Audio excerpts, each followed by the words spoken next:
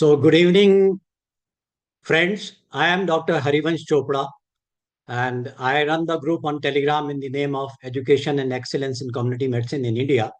And we welcome you on this unique competition, which is being organized on the World Health Day theme, that is healthy beginning and hopeful futures. For this year, we announced the competition in three categories. We have already finished with the under 40 category, faculty category. And today we will be presenting the postgraduates from the different medical colleges across the country who will be participating in this competition, and we'll be choosing the top 7 amongst them. For the competition, we divided the theme and sub themes that they can choose anything from the maternal health as well as from the child health, so that there is no repetition. And we are extremely thankful to all our sponsors, Mr. Bamat, who publishes Spark, Dr. Bhalwar, who is the author of his book, Dr. Sundarlal, Dr. Parimal Patel, and Dr. Nil Saha, who have kindly agreed to sponsor books to top 7 people in each category. So, once again, I welcome my esteemed judges, and I am very happy to note that all the 3 judges which are here today, they all are MD in community medicine, number 1. That is the commonality amongst all 3. All 3 either have worked in WHO, or 2 of them are right now working in WHO. So my moderator, Dr. Surbhi, has joined. So I will request my moderator of today's session, Dr. Surbhi Sethi, who is senior consultant in NHSRC, to kindly introduce my judges for the audience as well as for the participants. So over to you, Dr. Surbhi. Thank you so much, sir. I hope I'm clearly audible. Yeah. Okay, very good evening, everyone, and welcome to the World Health Day PPT contest for postgraduate students. I would like to welcome our judges who are joining us today. We welcome Dr. Mohammed Ahmed, sir. He is the National Officer for Research at the WHO Country Office of India. And sir has done his MD PSM from Grant Medical College, Bombay. He started his career as a teaching faculty in a medical college in Mumbai and later worked as a community health consultant in the Ministry of Health, Saudi Arabia. He has been with WHO India now for over 22 years, and he started as a surveillance medical officer in multiple high-risk districts of Uttar Pradesh, Bihar, Maharashtra, and other states. And as a part of WHO India, he has supported the global and national agenda of research on polio, contributed immensely in the field of COVID research by guiding the implementation of the WHO Solidarity Therapeutic Trial and multiple WHO Unity Protocol studies. His present focus areas include BPD research capacity building, dual-use research of concern, and networking for health research and policies, among others. We welcome you, sir. Would you like to share a few opening remarks? Thank you very much. And of course, I deeply appreciate this effort by Dr. Harivansh Chopra. He is, of course, going by my admission to the college, he would have been my head of department at that time. And I know him very closely, and his passion for the progress and improvement among the academics for preventive medicine and community medicine is just astonishing. That is one thing I want to say, and this is indeed a very commendable effort here today, that on the birth of WHO, you are celebrating with some spreading of knowledge and giving credence and advocacy of the theme itself. I mean, such endeavors of competition, not only lead to academic improvements and excellence, but also lead to the sort of expanding the program itself and to the country, nations, and nations and wider. So thank you very much for that. Of course, a lot to talk, but I think I will stop here because there are many people. Thank you very much for inviting. Thank you very much. Thank you so much, sir, for accepting our invitation, and we look forward to hearing your comments after each of our PG presents. And now I move on to welcoming our next judge, Dr. Rahul Srivastav. Sir, we welcome you. Sir is a technical officer, International Professional Immunization and Vaccine Development Regional Office for Southeast Asia, WHO. He's an MD Community Medicine from All India Institute of Medical Sciences, New Delhi. And before joining the IVD unit at WHO CRO, Dr. Srivastav has served as the technical officer at the WHO Southeast Asia Regional Director for nearly 5 years, which is the region's leading UN office. He has over 50 scientific publications in renowned national and international journals and has won 9 national and international awards as well. He is also the editor of the WHO Southeast Asia Journal of Pacific Health.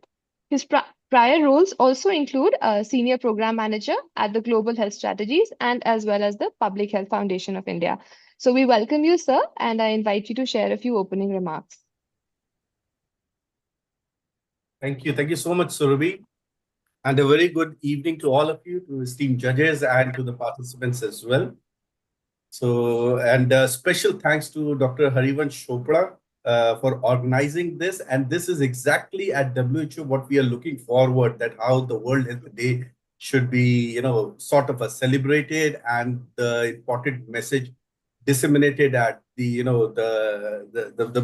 our pillars at the ground level, or doctors and people from the community medicine. So special thanks to you, sir. So before I start, a couple of lines. Communication is very important, especially in the field of public health. I mean, even if you are technically very strong and you don't have a good communication skills, one of the main thing where we can move forward in the field of community medicine is lacking. So communication is very important for myself at personal level. My training in the communication started when I was in MBBS and under the able leadership of Dr. Harivansh Chopra. We all know what a good leader and what a good communication specialist he is. So that's my small story. And for the participants, I would just like to say all the best to them. And I would urge them not to take this as a competition, rather to take this platform as a learning platform, because this is something which is going to serve you a lot in future. So all the very best to you, and over to you, Surabhi. Thank you so much for your kind words, sir. And I think our PGs are already very motivated to polish their public speaking skills through this platform. And I now would like to welcome our third judge, last but not the least at all, Dr. Shruti Sehgal, ma'am. We welcome you. Ma'am is a professor in the Department of Community Medicine in Muzaffarnagar Medical College, and she is also the director at Nama Neurocare Center, Meerut. She has over 25 years of rich experience as an academician, as a researcher, and public health specialist, contributing immensely in her district in the field of TB elimination and control of COVID-19 during the pandemic. She is a graduate and postgraduate from LLRM Medical College, Meerut, and is also the recipient of the R.C. Garg Memorial Award for the best article published in the journal, and she received it from none other than the former President of India, Dr. APJ Abdul Kalam. She is also the recipient of the International Best Researcher Award in the field of community medicine. She also runs an NGO called Sustainable Holistic Rural and Urban Timely Initiatives, Shruti in short.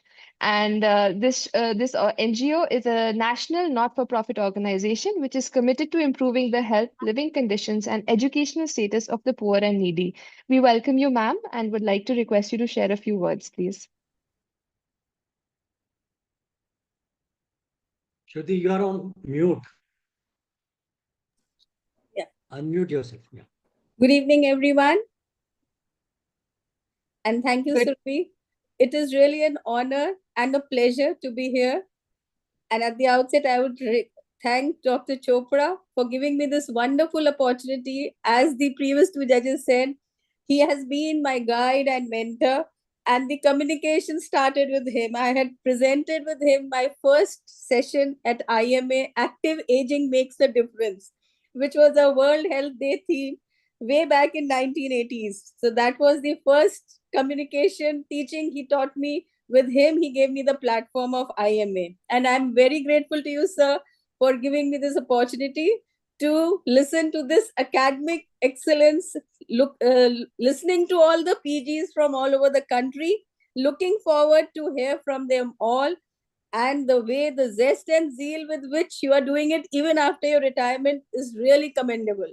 So thank you once again. I will not wait, let them wait, and let's start with the presentations. Thank you.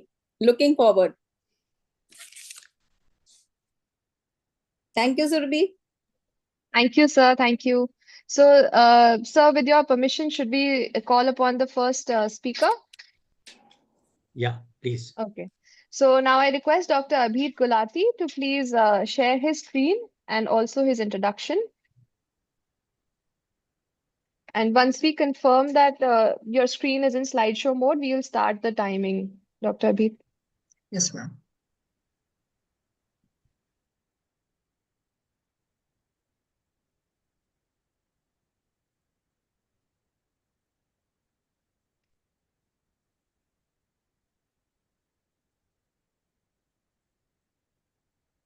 So, good evening, everyone. Am I audible and is my screen visible?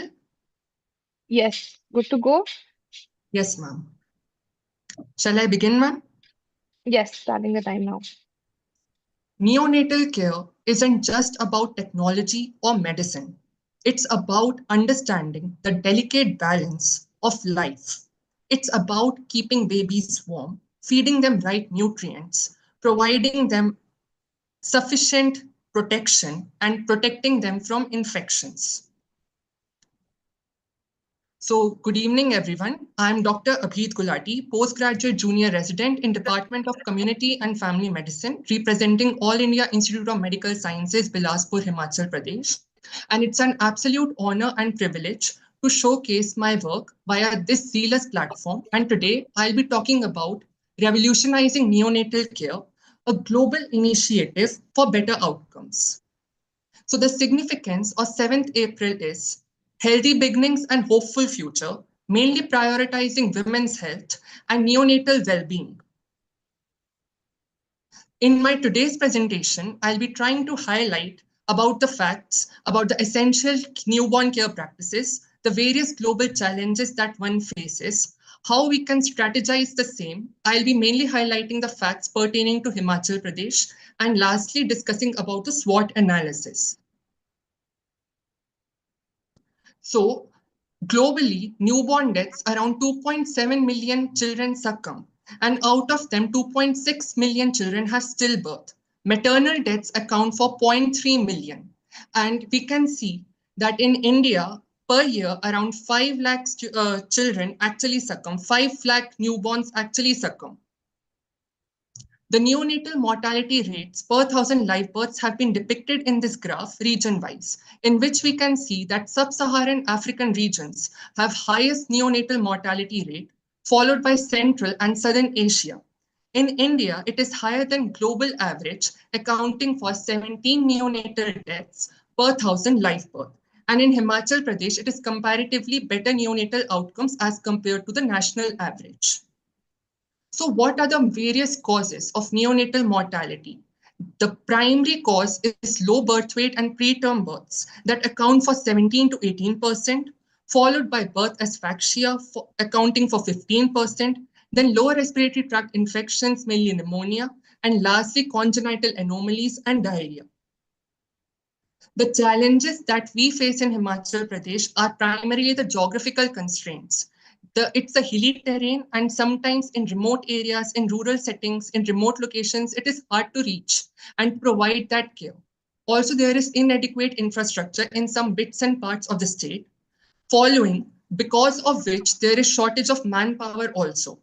Additionally, social and cultural barriers in some part of communities also persist. In essential newborn care, it is a must to provide the thermal protection, maintain a hygienic cord care, initiate early breastfeeding, have a full health assessment via UPGAR score, and have a preventive treatment. The actions that we can take for low birth newborns are to provide them warm care, have a hygienic attention, initiate breastfeeding as soon as possible, and have a good referral unit services if required, so that they can be transferred from a CHC to a district hospital and higher tertiary healthcare centers if required in case of emergency. The comprehensive strategies for enhancing neonatal care are Kangaroo Mother Care Act, Mukhya Mantri Bal Suposhan Yojana, special newborn care units are there, and NRCs, Nutritional Rehabilitation Centers, are also there that encompass Poshan Abhiyan, which actually features mothers, because if mother's nutrition is at a right place, then ultimately the neonate will be healthy. So in this, this is a sub-stump approach in which we'll be actually trying to highlight about the 7 pillars. In this, we actually focus upon the essential newborn care, the skilled birth attendance, home-based newborn care, facility-based newborn care, early detection and management of birth defects, diseases, deficiencies, and developmental delays, maintaining immunization, and having a good nutrition and growth monitoring. Also detecting high-risk pregnancies and giving timely newborn care, because it maintains a continuum, a hierarchy that needs to be focused on. The indirect contributions of nutritional rehabilitation centers are as follows. It actually improves the maternal nutrition by enhancing the maternal nutrition by programs like Poshan Abhiyan. Also, it engages community by mobilizing them to raise awareness about the various healthcare services that are available. And it also provides education by providing necessary information to mothers on essential newborn care practices. Now I'll try to shed light about the role of the mobile medical units. These mobile medical units actually are very effective for remote areas, because in remote areas, they're usually neglected. So they provide those operational efficiency and community impact, which can be reached through tribal regions, hard to reach locales, having difficult geographical constraints. So this has been the success so far. In 2005, NHM, National Health Mission, was having inception with an infant mortality rate of 48.6. In 2018, it reduced to 13. And by 2018, it also improved the life expectancy to 72 years. According to NFHS 5 data, we are trying to have a full vaccination coverage, which is accounting for 96.4%. And approximately 70% neonates receive exclusive breastfeeding in India. I tried to shed light about the Adarsh Swasthya Sansthan. It actually provides RMC, that is respected maternal care. And in Himachal Pradesh, such as in hard-to-reach areas of Lahaul and Spiti, it also provides comprehensive care that provides pain and palliative care. It provides nutritional rehabilitation centers. It mobilizes the community. It actually localizes the hard-to-reach regions, and it ensures that maternal and neonatal component is getting a good, sufficient care. Last but not the least, I would like to highlight about the SWOT analysis. The strength is that we are able to provide the adequate medication to the newborns as and when required. For example, in case of HIV, we will start with the ART therapy, which can prevent the further viral load and infection. The weakness is that the trained professionals in community still lack about it. And the opportunities is that we can engage the community, increase their awareness and support about the same.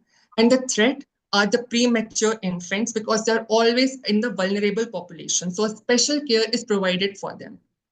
In conclusion, I would like to highlight the very fact the newborn care is more than just, it's very, very important. And it is more than just a medical necessity. It is a human responsibility.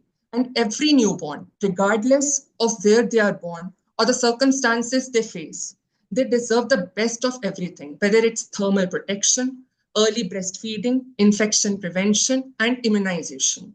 So we need to have collaboration with all the partnerships at global level and at international level, and we need to strategize the innovative solutions for the same.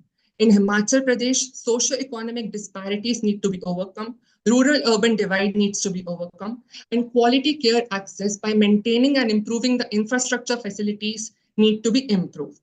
I would like to thank 8 each and minutes are everyone here over. for such a zealous platform, for giving me this opportunity to showcase my presentation. Thank you very much. Thank you, Dr. Abid. Very, very timely. We just crossed maybe by another 30 seconds or so, but thank you so much for your presentation. And I would like to invite comments from our jury, please. So over to you, Dr. Hemad, sir, for your comments, please.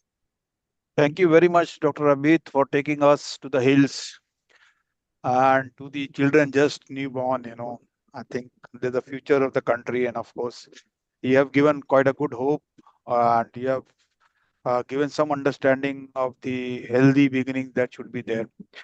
I think very good presentation, uh, starting with global and regional and national, and then coming to the local part of the load burden of all those mortalities and morbidities.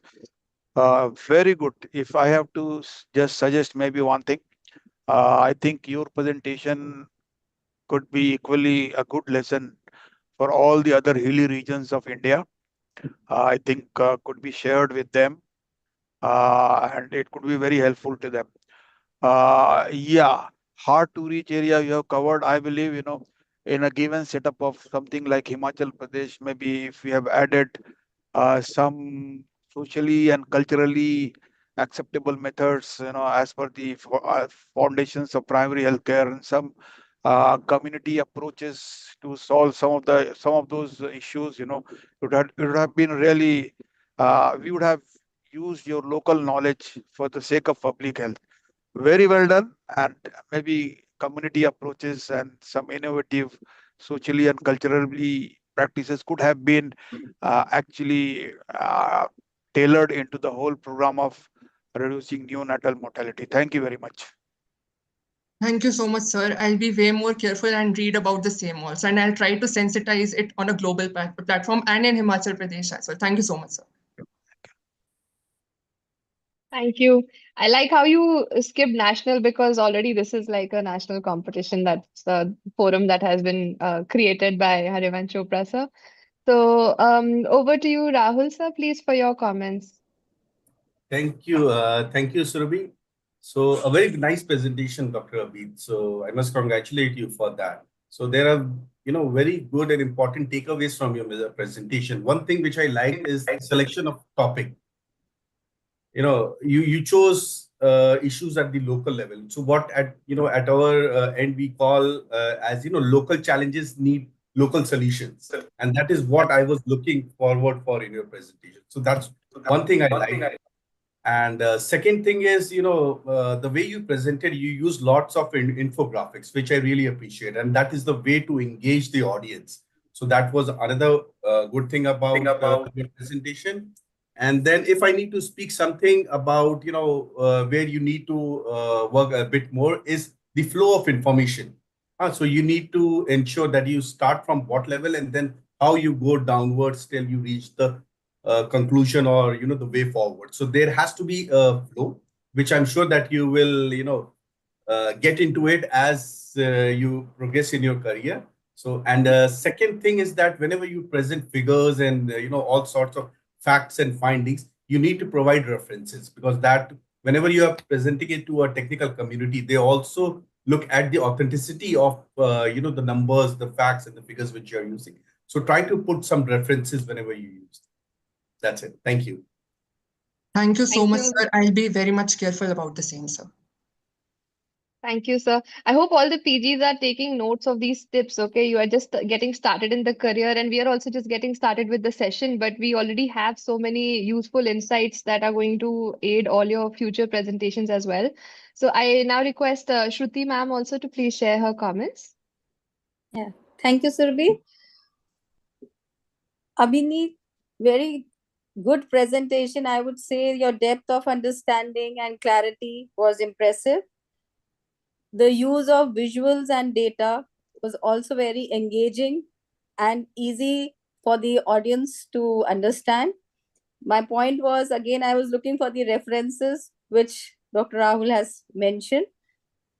Other things, the structure was clear and logical, and the complex material well done. I would just say the points have been given and it was a good presentation. Thank you.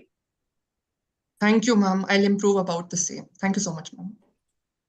Thank you so much, ma'am, and thank you, Abid. I would request the next participant, Dr. Ankur, to please start sharing his screen. And in the Sure. meantime, if sir, you would, Dr. Harivansh Chopra, sir, if you have any comments, welcome, sir. We'll have to move in a rapid pace because it's already 25 minutes and it's only one presentation is over. So let's go to the next presenter. Okay. I'm audible, ma'am. Yes, you're audible. Okay. Your screen is also visible in slideshow mode, so Yeah. you can So shall I begin now. start? Okay. Hello, everyone. Thank you for the joining today. My name is Dr. Ankur Khurana. I'm from Krishna Institute of Medical Science, Karad. As we all know, World Health Day theme is Healthy Beginning, Hopeful Future. On this occasion, my presentation title is Neonatal Health. So, uh, focusing on the pillar of the country, healthy mother and healthy babies. Let's start with the introduction. A healthy mother gives birth to a healthy baby, and together they create a strong foundation for the future. When mother receive proper care, nutrition, and support, their babies grow up healthier and reducing the risk of illness. This cycle ensure a hopeful future when where the next generation thrive.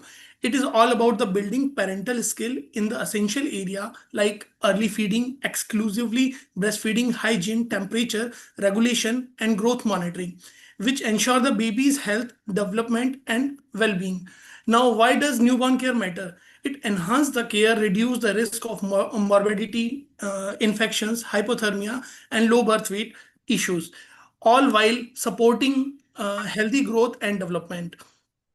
So in the next slide, let's talk about breastfeeding, feeding interval, and techniques. Exclusively breastfeeding for the 6 month is highly recommended for optimal health.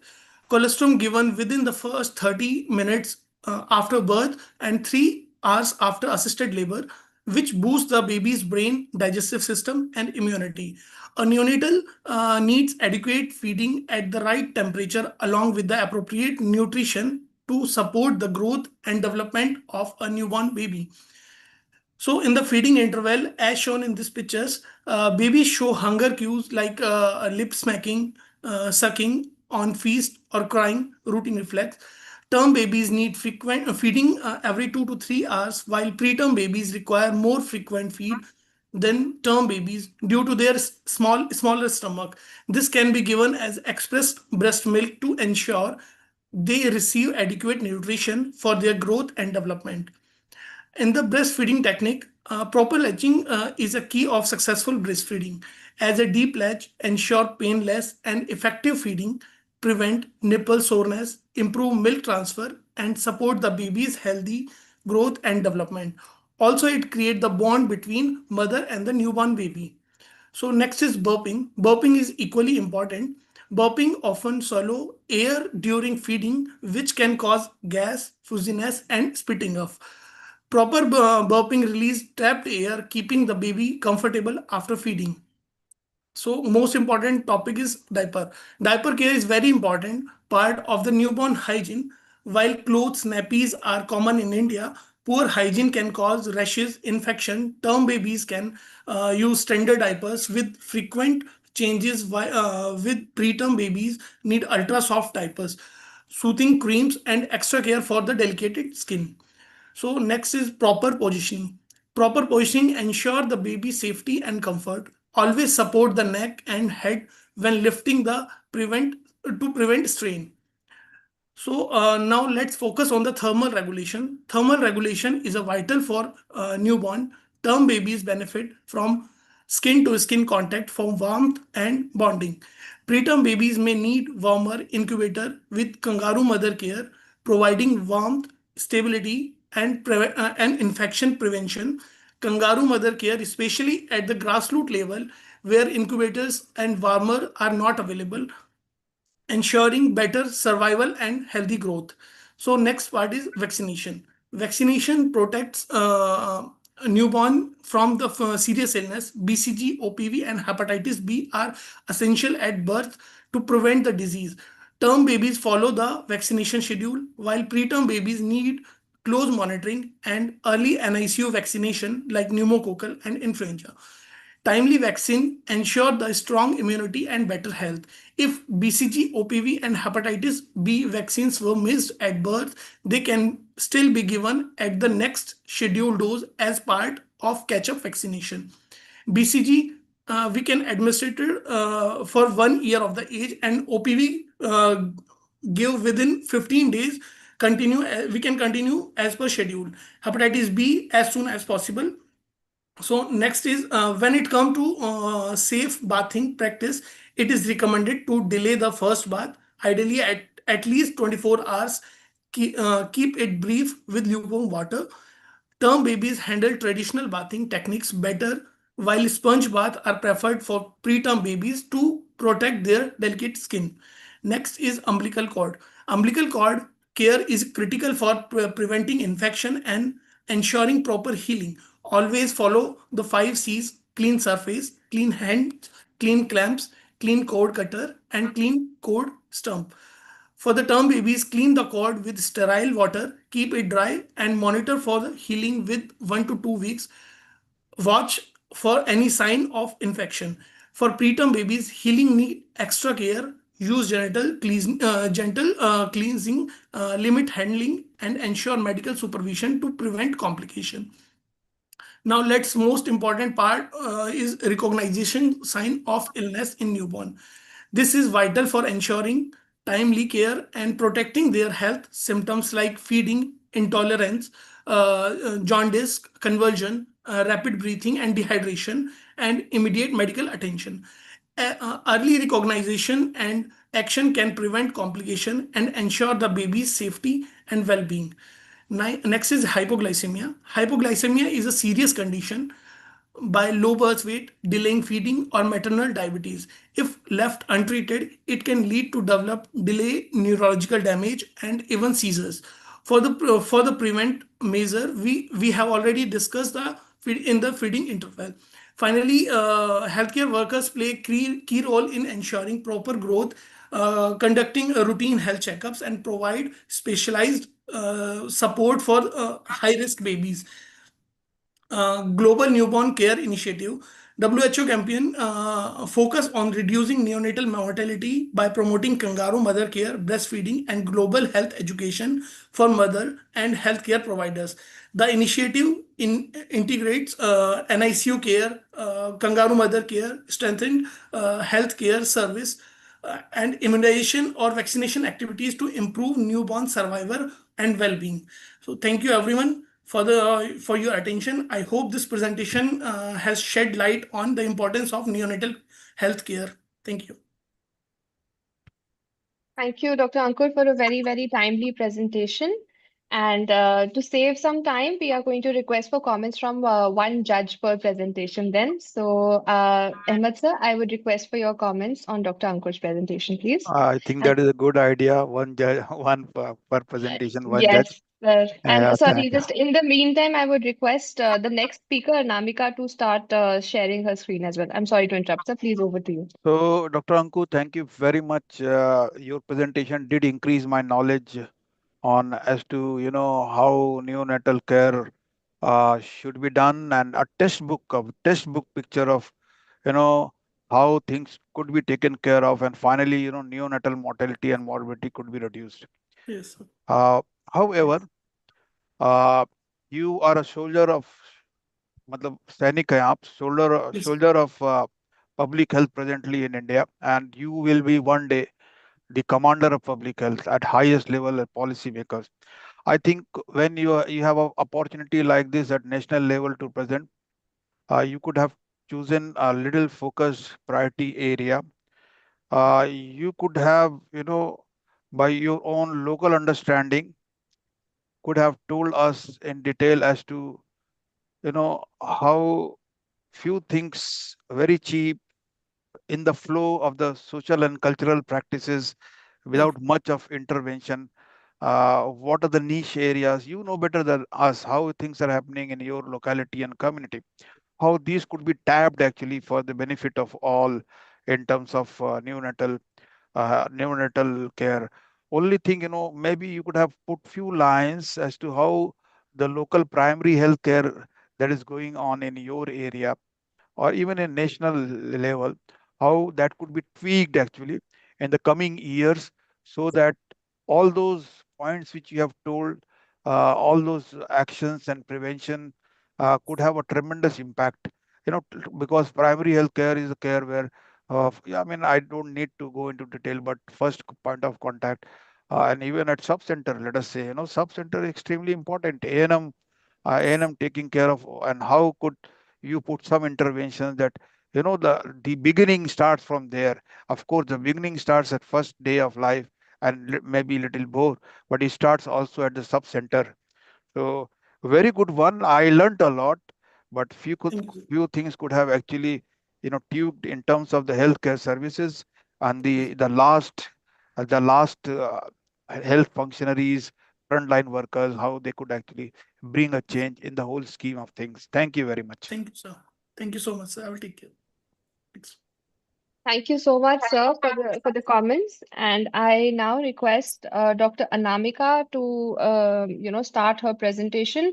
And Dr. Anamika, before you do, I mean, because we have Rahul sir and ma'am also with us, ma'am and sir, I would request you all to share, whatever comments you have in the chat box. So that will save time. We can have, comments from one judge, but the others are obviously welcome to, share their thoughts on the presentations in the chat box.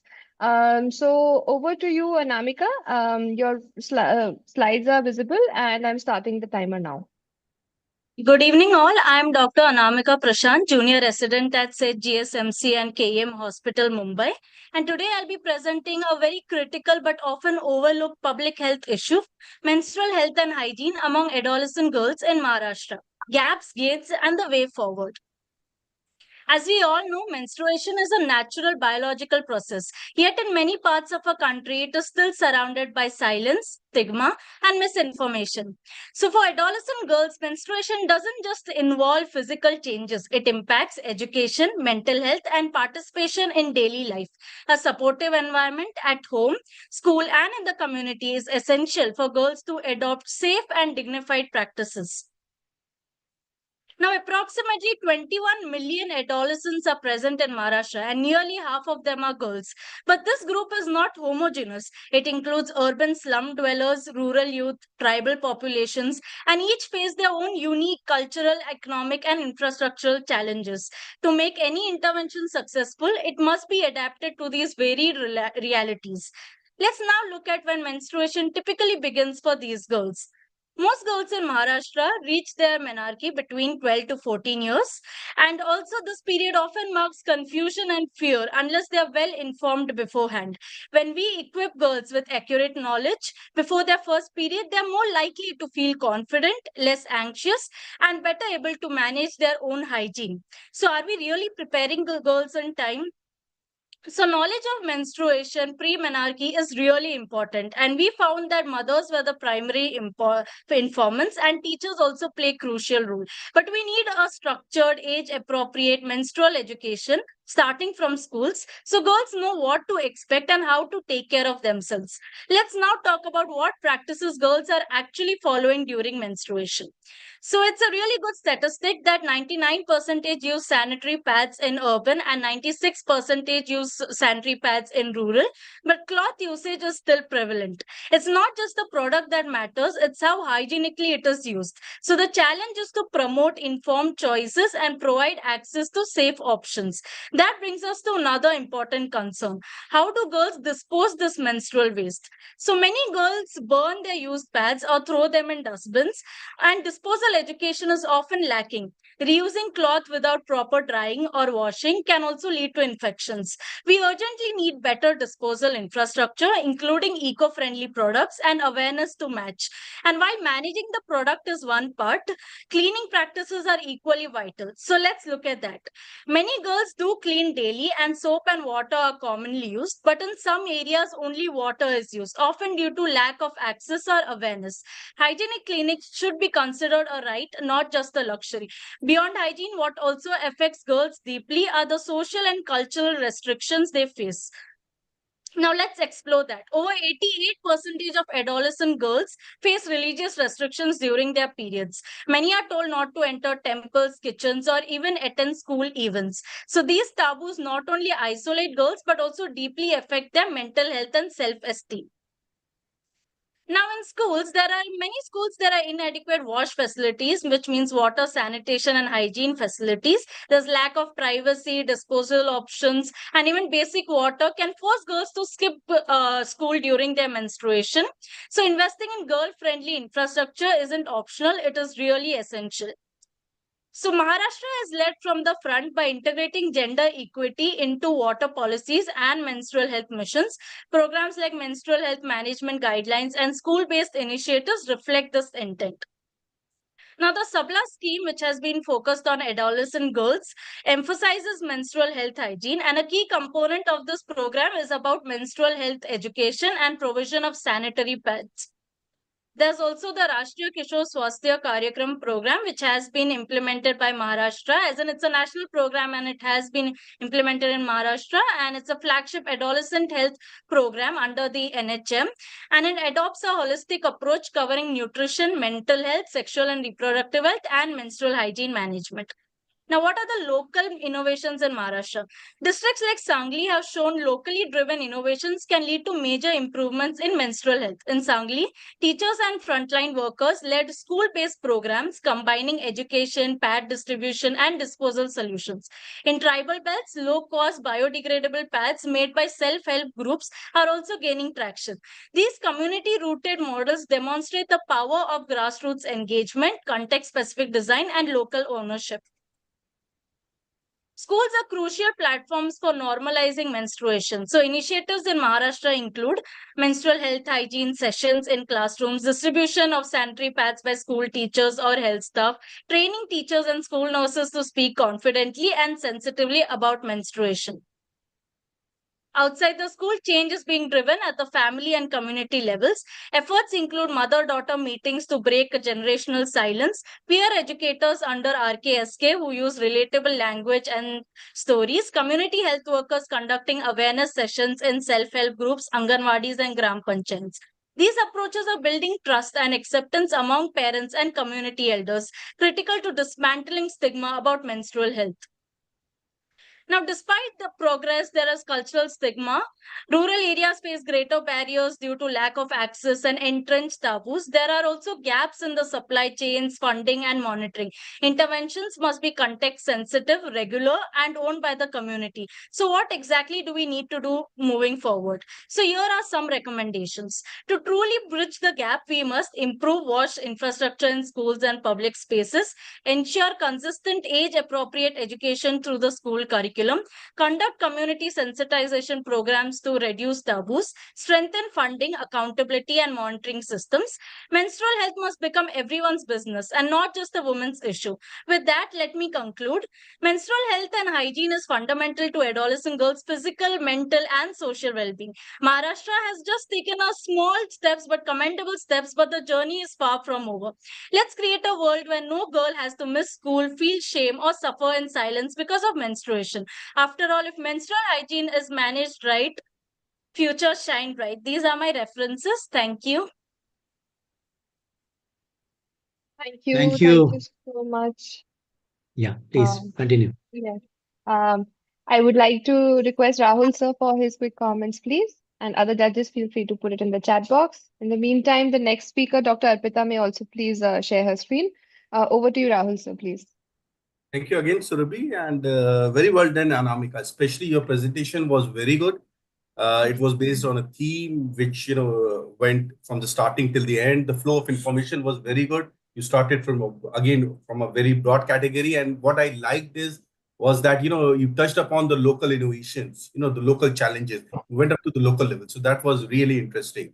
And congratulations for that. Couple of things which you need to take care in your mind, and especially for all the participants as well, that whenever you are presenting, the audience first is interested in knowing the structure of the presentation, that what actually you're going to present. So maybe a slide on flow of presentation, or what we call as content, or something that could be very useful.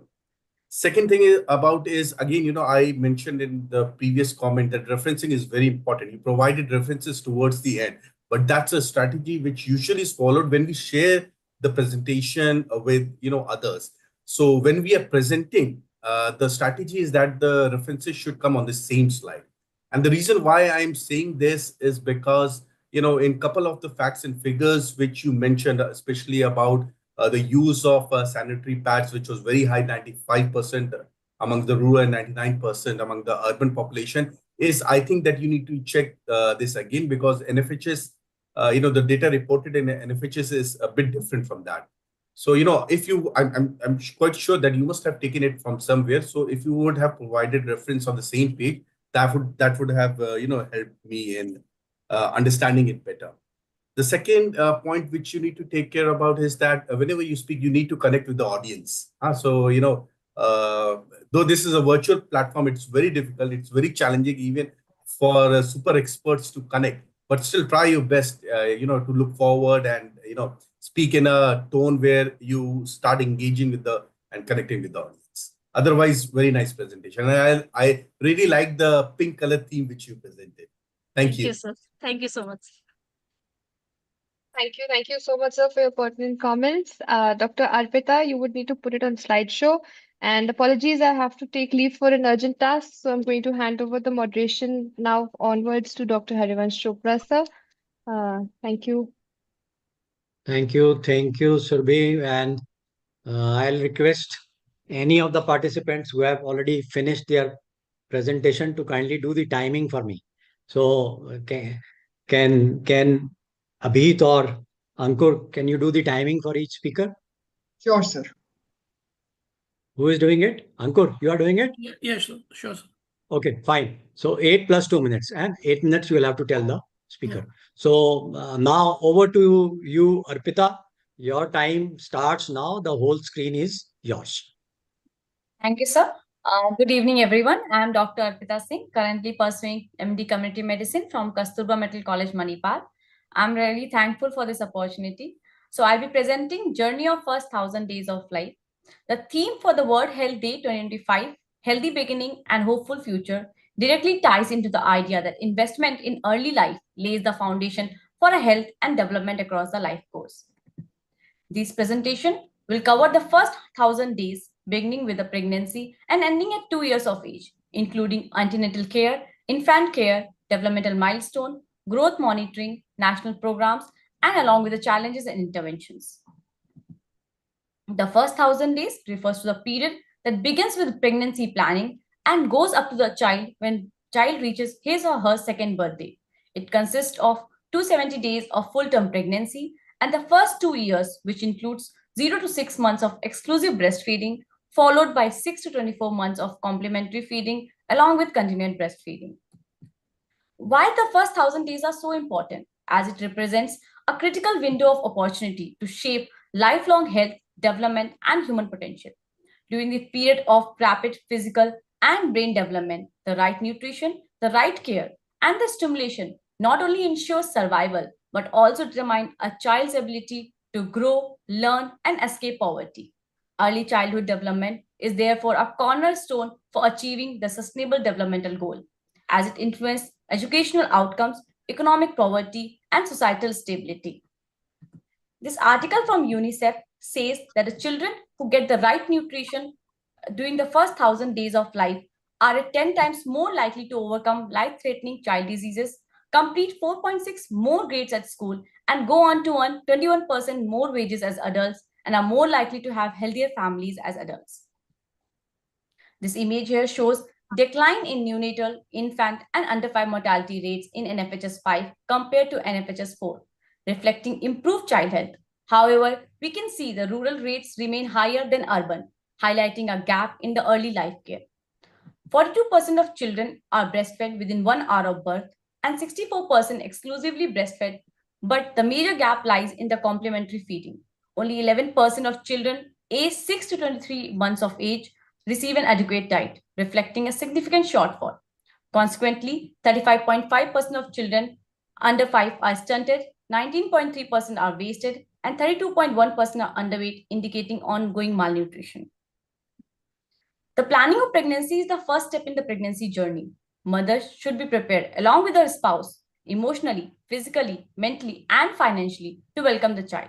When talking about antenatal care, it's not just the antenatal care, it should be quality antenatal care to promote and protect and maintain health of a mother, to detect the high-risk cases and foresee any complication, to reduce maternal mortality, infant mortality, and morbidity.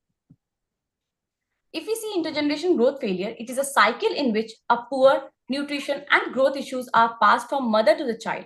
A malnourished pregnant woman is more likely to give birth to an undernourished, stunted child, who in turn may grow up to become a malnourished mother herself, continuing the cycle of undernutrition. Breaking the cycle is crucial as it impedes the physical, cognitive, and economic development, ultimately affecting the health and opportunities of future generations. The care at birth involves standard precaution and aseptic practices such as 5 cleans, delayed cord clamping, preventing hypothermia, cleaning the airway, cleaning cord and eyes, and assessing the Apgar score at the first minute and the 5 minutes. The immediate attention should be given to signs and symptoms that may point to critical issues like infections or neurological distress that can threaten life or cause long-term complication if not treated promptly. The second examination of a newborn includes thorough examination to check on abnormalities or deviation from normal development. Along with the warning signs, mothers should also be educated and reassured that some of the newborn changes are normal and physiological, such as vaginal discharge in the girl child, with timely support from the health workers so that they can confidently ensure their baby's well-being. Every child should be fully vaccinated according to the National Immunization Schedule to ensure protection against vaccine-preventable diseases. Timely and complete immunization builds strong immunity and reduces child morbidity and mortality by stimulating their immune system.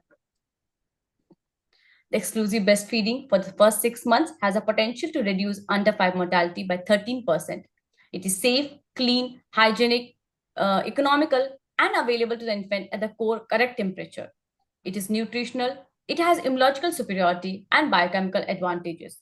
It promotes bonding between the mother and the infant. Along with that, also releases of the hormones such as oxytocin helps in the uterine contraction.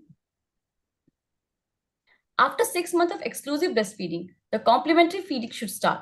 Now, the gastric capacity of a baby is 1/5 of an adult, but the nutritional intake and needs are much higher. Therefore, they should be given frequent small meals. But we should be careful about the meals should be energy dense and nutrient dense, such as energy can be increased by putting oil or ghee, thickening the gruel or amylase-rich foods. The malnutrition as defined by WHO refers to deficiencies or excess or imbalance in the person's intake of energy or nutrients. It includes 2 major forms, undernutrition or overnutrition. The moderate to severe malnutrition is characterized by conditions like kwashiorkor or marasmus or a combination of both. Severe acute malnutrition is a life-threatening form, requires special classification by the WHO for effective identification and management in public health programs. According to the NFHS 5 data, the prevalence of severe acute malnutrition among children under 5 in India is 7.7%. The domains of development, healthy development is not just physical. The child development includes domains like gross and fine motor skills, vision and hearing, personal and social development, and language. These interconnected areas ensure a child's overall growth, enabling interaction, communication, and understanding of the world. At birth, only 25% of the eventual brain is formed. 75% of the brain develops in the first 3 years. The development is shaped by prenatal factors like genetic factors, neonatal issues like prematurity, postnatal skills, postnatal risk like infections or malnutrition, environmental and psychosocial conditions, including parenting and poverty, also play a huge role. The regular growth monitoring using WHO growth chart helps detect stunting, wasting, or overweight early. It's not just a diagnostic tool, but also a tool for monitoring, planning, policy making, education, and community actions and evaluation. Some of the programs and initiatives supporting early childhood development are National Health Mission under Ministry of Health and Family Welfare, Government of India, which has made significant progress in reducing both maternal and under 5 child mortality in the country. The RBSK has shifted the focus from only survival to healthy survival through timely screening and early management to improve the quality of life, focusing on the children at risk and intervene during the critical years of brain development through medical, surgical, and therapeutic interventions at zero cost to the families. The integrated child development services scheme provides an integrated approach for converging basic services to community-based worker and helpers at Anganwadi centers, such as provision of supplementary nutrition, non-formal pre-education, health checkup, and referral services. Under Poshan Abhiyan, that is PM overarching scheme for holistic nutrition, the focus is on health and nutrition, the convergence across sectors including Swachh Bharat and health. And obviously, the success of these programs depends heavily on the grassroots teams of Ashas, Anganwadi workers, and ANMs, who are now referred at PHCOs. The time is over. Some, Dr. Abida. yes, sir. Eight Some of plus the two. some of the challenges Yeah. are Continue, please.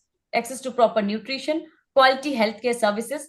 Many parents lack awareness about the importance of early childhood development. Socioeconomic conditions such as living in areas with limited resources can also impact a child's overall development. Interventions like prenatal care, regular checkups, implementing nutrition development programs, access to quality healthcare services through community health centers, mobile clinics, or the outreach programs. Educating parents and caregivers, educating for policies and engaging communities, regular monitoring and evaluation of interventions and programs to ensure effectiveness. Ensuring a positive journey through the first 1,000 days requires a multifaceted approach that addresses not only healthcare but also social, economic, environmental factors influencing the well-being of mothers and children. These are references for my presentation. Thank you, Dr. Arpita. You can stop Thank you, sharing sir. your screen. Thank you, sir. Yeah. May I? So, yeah, I am coming to you. This is your turn, Dr. Shruti. I know every judge will be noting down and eager, but I'll give you the opportunity when all the presentations are over, then you can give your comments. All of you are requested to give your comments so that Okay.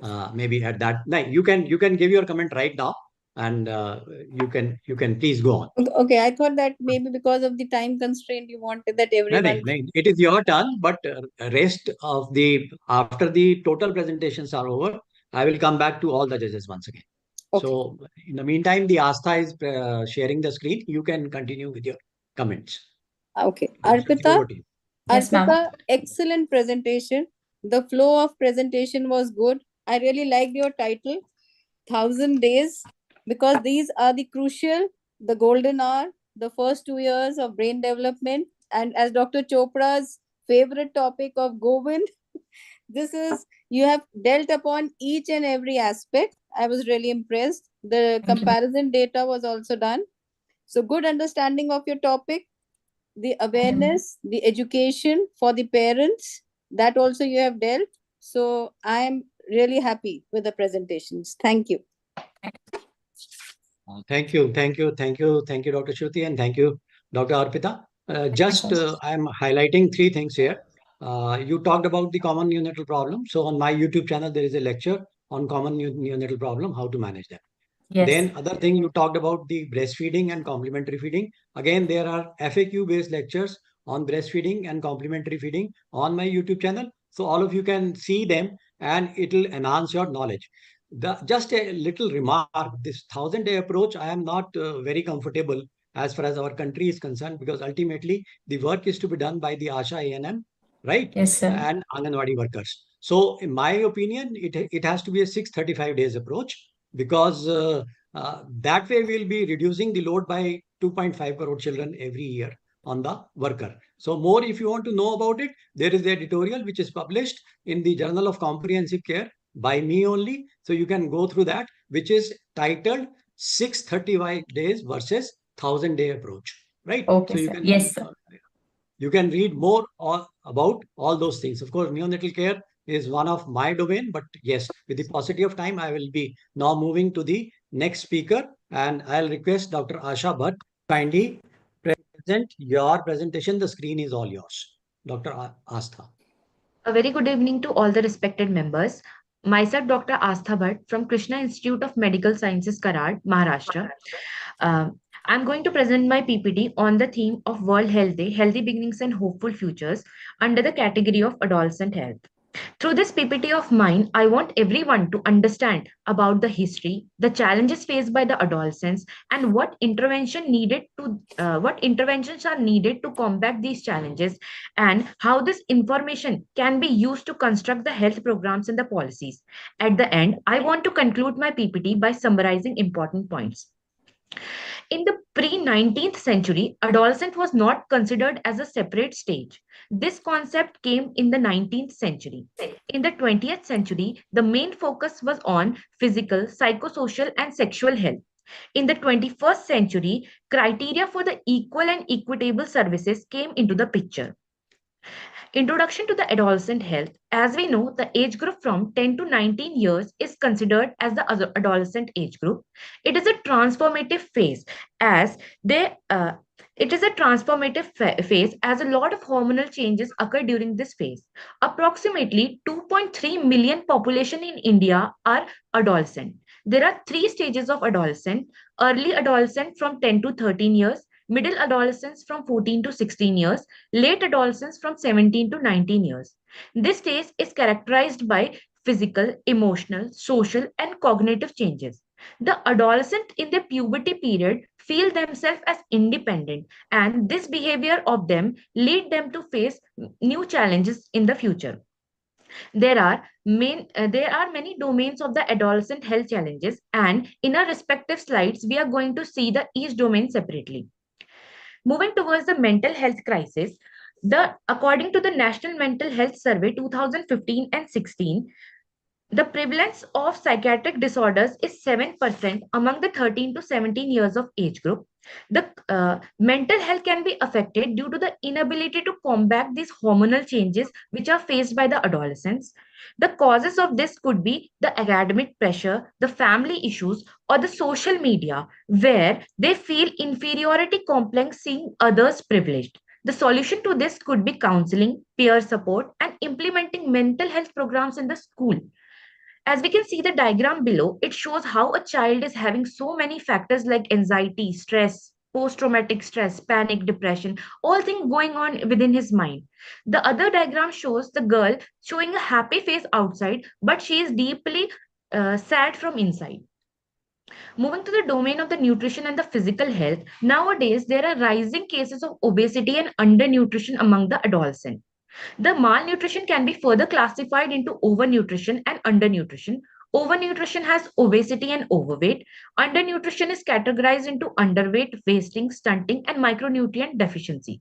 There is a vicious cycle of the childhood obesity running among the adolescent, as nowadays adolescents have adopted the leisure activities like reading books, playing video games, which have turned them to be mildly obese. They have inhibited doing the physical activity, which in turn turns them into moderately obese child, then severely obese child, and these obese children in future will become the obese adult. So we should teach them the importance of exercise, the importance of balanced diet. As we move toward the other domain, the sexual and the reproductive health, there are increasing cases of the teen pregnancies nowadays as the age for the intimacy has reduced. People indulge more in the acts more early in these acts. They indulge in these acts from their adolescence age group. They are unaware about the risk factors about like the pregnancy, the sexually transmitted diseases, HIV, and even they do not have the access to the contraceptive. So it is very important to educate them about the comprehensive sex education. Menstrual hygiene for the adolescent girls is very important as a good adolescent health will be equal to the best reproductive health, which in turn will decrease the maternal mortality and morbidity. A good health can contribute to achieve the sustainable development goals. The domain of substance abuse and prevention, as we know, the adolescents are very impulsive. They react readily to their surroundings. They attract wrong things very fast. They're unaware about the side effects of these things and they consider it as a style statement. So, the substance abuse things they use are vaping, smoking, and the prevention of this could be done through the awareness camp. Strict laws should be implemented. Parental guidelines should be there. As we can see in the diagram below, how a girl she's trapped in the jar of drugs, which makes it unable for her to come out of it. The other domain is the digital well-being. Digital media is a boon to us, but in the other way, it has caused anxiety. It has affected our sleep. It has affected the focus. The adolescent, they are hit by the cyberbullying crimes. So, for use of the healthy technologies, the boundaries should be set. We should encourage physical activity among the adolescents. Violence and injury. Adolescents are very explosive in nature. Anything which is not done according to their will lead to have physical violence and harms against themselves and even against uh, others. As we know, adolescents are very keen to try new things at their age, so they try driving cars and bikes for which they do not have license, and they land up having accident. This all should be prevented by educating them, counseling them. The parents should support them, and their mental health should be supported by their parents and the localites around them. The other challenges faced by the adolescents are they lack the access to the healthcare. They face challenges related to the religion, race, and ethnicity. Still, in our society, there is a stigma related to the mental and the sexual health barriers. As we can see the pie chart here, 51% of the adolescents face challenges related to their studies, and the remaining 49%, from those 49%, maximum amount, that is 20% of them, face problems with their peers. The global and the national interventions are Global Strategy for Women's, Children's and Adults in 2016 and 30. School should provide the health education and nutrition. This nutrition can be in the form of midday meal, where one third of the calorie is provided and half of the protein is provided for their daily needs. The NGOs should use community-based intervention and awareness campaigns should be provided. How we can get involved in this?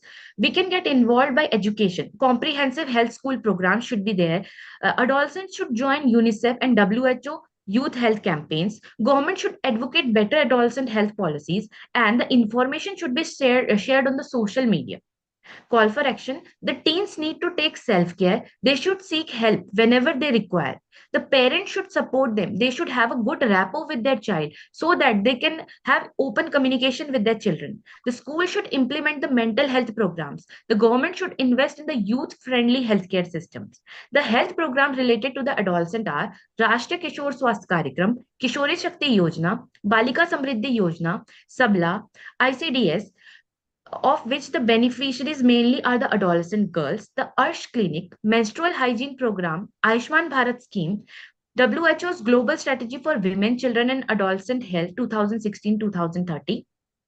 At last, I want to conclude by saying that the healthy teens will lead to the healthy society, and there is an utmost need to pay attention towards the mental and the sexual health of the children, as the healthy teens will turn into the healthy adults in the future, which will create the healthy future generations.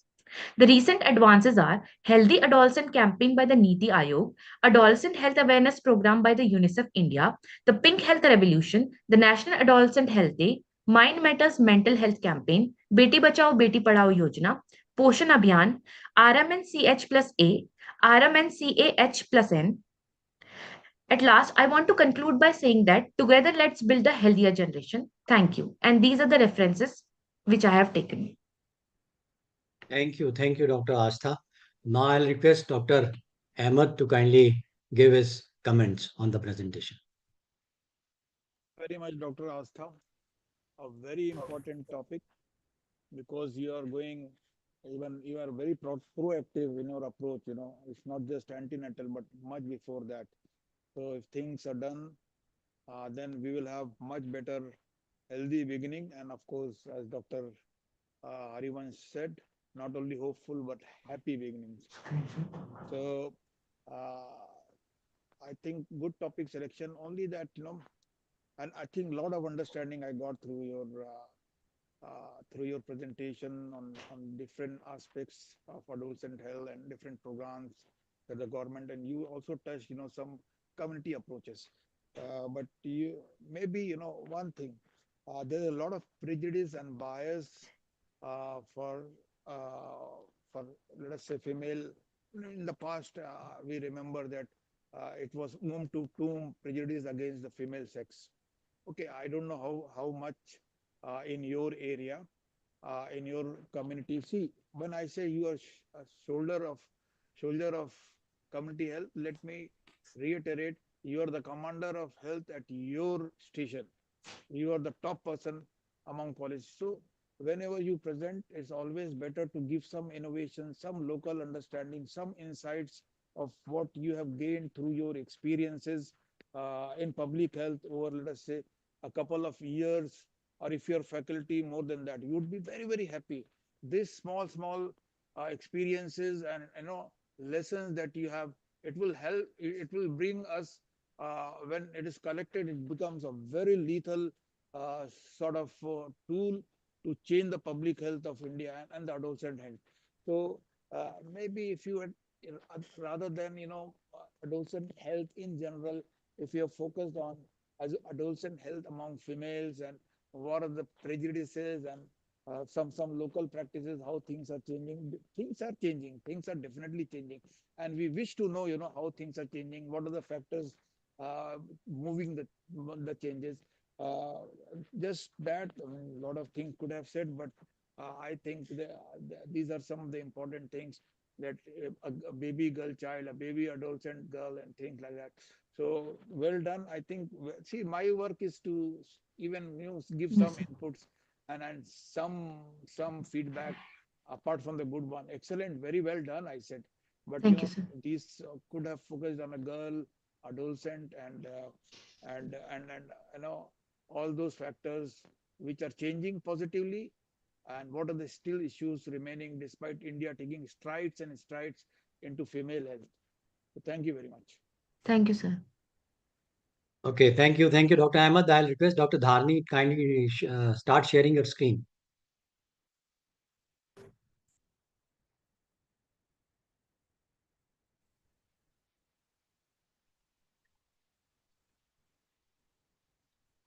You are Uh, not on slideshow. Yeah, Sir, yes. I'm on stage. Am I Okay, audible, sir? Dharni, yeah, you Yes, are sir. audible. Dharni, now the screen is all yours and your time starts now. Thank you, sir. Today, my topic is maternal health, and I'm Dr. Dharni Dharmaraj from Karpagam Faculty of Medical Sciences and Research, Tamil Nadu. So, my contents for today's presentation is WHO Theme 2025, Evolution of the Programs, Trends in Maternal Health, Tamil Nadu and its Basic Schemes, WHO Theme and our current status, challenges, recommendations, and conclusion. As we all know, World Health Day theme for 2025 is Healthy Beginnings and Hopeful Future. It focuses on ensuring quality maternal, newborn, and child health.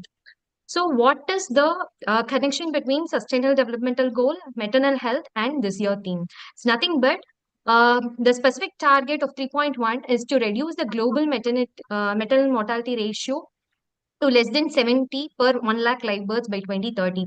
So, what is the current global trend? It is about 223 maternal deaths per 1 lakh live births. So, at this rate, we will be not able to achieve 70 by 2030. So, WHO also states that 4 out of 5 countries or off the track in reducing the maternal death, and 1 in 3 countries are off the track in reducing the neonatal death. That's why it was aimed to provide a good maternal health and for babies to survive and thrive. And what is the current Indian and Tamil Nadu's MMR is? India's MMR is 97 per 1 lakh live births, and Tamil Nadu is about 54 per 1 lakh live births. How could we able to achieve this 97 and 54? This is due to proper evolution of the program and currently and timely interventions of the programs we encountered in India. So those are in 1952, according to first 5-year plan, we came across family planning program has been established, and it currently focused on contraception and sterilization. In 1977, this program has been renamed as Family Welfare Program during the emergency period crisis. In 1992, before that itself, we had well established programs such as Universal Immunization Program, Vitamin A and Iron Prophylaxis, Oral Rehydration Therapy. All together, with integrating with family welfare services, we came across child survival and safe motherhood program. Till now, we will be dealing with a top-down centralized model where the client needs were not met. Only family planning services were concentrated until the 1992. After that, we come across a bottom-up model, which is a decentralized model where we primarily focuses on client's need. In 1997, According to ninth five-year plan, we came across a reproductive child health program phase 1, which is primarily focuses on life cycle approach. In 2000, national population policy has been revised by addressing the unmet needs of the family planning services. In 2005, we launched National Rural Health Mission Program, primarily focusing on rural healthcare services.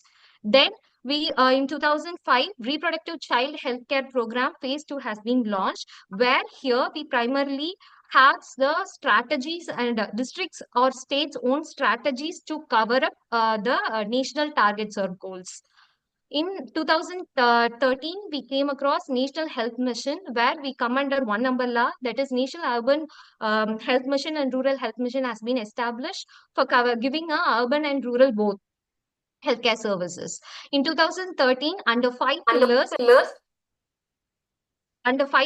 reproductive, maternal, newborn, child, and adolescent healthcare has been established for providing the continuum of the care. In 2021, according to Poshan Abhiyan, which has been launched in 2018 as an integration of the nutrition part, we came across reproductive, maternal, newborn, child, and adolescent health and nutrition. That is RMNCAH plus N. In 2021, it has been launched. What is the trend in India? ANC visit in first trimester, according to NFHS 4 data, it is 58.6%, and 5 data, it is 70%. Almost in all the sectors, we are having an increasing trend. ANC visit was around, at least 4 visits was around 58.1%, and institutional birth is around 88.6%, and postnatal care is around 78%, and we can also see C-section and anemia is also in an higher note in both the data. That is 21.5 and 52.2% in anemia, C-section and anemia respectively. In Tamil Nadu also, we can see the increasing trend. In as a part, institutional birth, we can see 99.6 we have achieved. And in C-section and as well as in anemia, we are also facing an increasing trend. That is 44.9% and 48.3% respectively. So how could either Tamil Nadu were able to achieve 54 MMR? It's by its own schemes. That is Dr. Muthulakshmi Reddy Maternal Benefit Scheme. In 1987, it has been launched, which is a pioneer of all the maternal child healthcare schemes. From rupees 300, it has been launched for below poverty line pregnant women. Now we are giving about 18,000. And after that, Pradhan Mantri Matru Vandana Yojana has been launched in 2017. Now Tamil Nadu has been collaborated with this scheme and providing the cash benefit of 18,000. In that, 4,000 has been part of nutritional kit it is providing. Other than that, Amma Baby Kit has been given in Tamil Nadu state as an essential baby elements has been provided, and nutritional kit as a 2 installment it is providing. 108 ambulance services, it is available all over the India, but the current state record is average minutes covered per case is about 15 minutes of reach time. CMONC and BMONC centers, we all know that CMONC centers, tertiary care centers are being made up as CMONC centers, and BMONC centers in Tamil Nadu, all the block PHCs, primary health centers has been made into a BMONC centers. Not only in Tamil Nadu, Bihar, Andhra Pradesh, Uttar Pradesh also following the same strategies. That is PHCs or block PHCs are made into BMONC centers. And Pygmy and Anemia Mukh Bharat schemes also as an integration part, it is very successfully running in Tamil Nadu. So what is WHO theme and current level or current status in India? Healthy beginning. It all begins from the informed ANC care, that is 1,000 days care scheme, which is already available in India. From 2018, we have been adopted from WHO UNICEF. As a part, 1,000-day baby care scheme is nothing but 270 days of pregnancy, 365 days of first year of child, and 365 days of second year of child. So totally 1,000 days scheme. This helps to proper implementation will helps to reduce the maternal mortality rate, neonatal, infant, as well as under 5 mortality rate. So hopeful future currently relies on postnatal care. We already have minimum 3 postnatal checkups, iron folic acid implementation, counseling on nutrition, breastfeeding, contraception, and evolving problems such as maternal health screening, immunization follow-ups for the infants. These all has been integrated into a MCP card, which is already available and we are practicing. Proper implementation can reduce all these maternal mortality rate and as well as the neonatal dates. Proper implementation, individual level care can be given under this MCP card. So what are the challenges we are facing currently? Uneven mortality rate, maternal mortality ratio in India. That is, we could see clearly that 97 MMR of in India and 54 in Tamil Nadu. So unequal access of antenatal and postnatal care around India. Despite of all the screens, we are facing high out-of-pocket expenditure, increased C-section rates. This is probably due to unaddressed or unnoticed comorbidities in the pregnant time. And urban and rural service delivery gaps is also significant according to the data. As well as we could see malnutrition and anemia, lack of health literacy and awareness.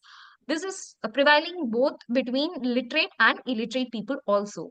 Adolescent pregnancy and shortage of skilled human resources. This is serious thing to be encountered where primary health level care itself being lacked due to the shortage of skilled human resources. My recommendations are strengthening the postnatal and anemia care, addressing the high C-section rates, promote the respectful maternity care, and digital health. In this era, digitalization cannot be unnoticed. So proper training and equipments can give a better digital health in India. So other than that, we need to evaluate and rectify the gaps in the continuum of the care as an individual levels and capacity building. Sustained efforts needed to provide in providing the care such as in quality and equity and evolving problems such as mental health screening should be addressed. Conclusion: every day, almost 800 women died from preventable causes related to pregnancy and childhood. Every resources and strategies are available. Only proper monitoring and evaluation is required. And also new strategies according to the need should be met with good implementations. India and Tamil Nadu have progressed significantly. Sustained efforts needed in providing quality and equity of the care in India. These are my references. And every health is a promise for the better tomorrow. When we invest in mothers and newborns, we nurture the future nation. Thank you.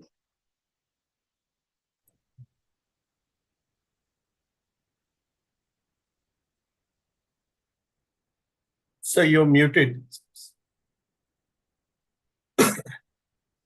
Arnie, for a wonderful presentation and engaging the audience also.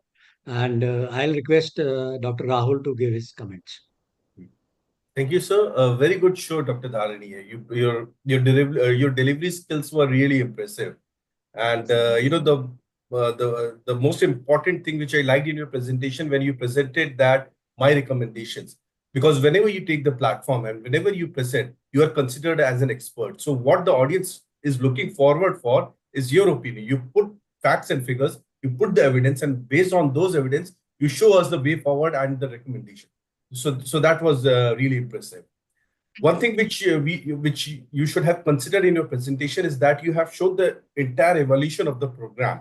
But what I was looking forward for, the impact of these interventions. So actually, if you see, you showed that the burden, the issue of maternal mortality is very high in globally, and we are off track to 2030 target.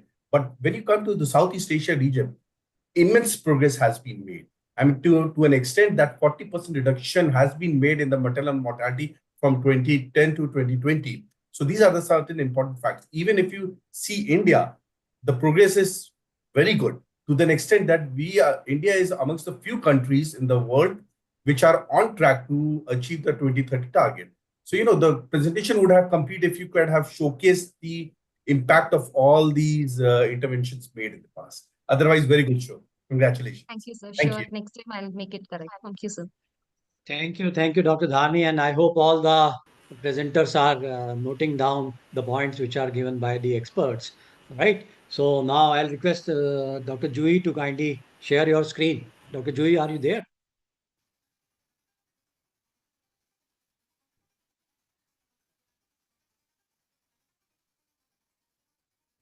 Okay. So Dr. Jui, your time starts now, and screen is all yours.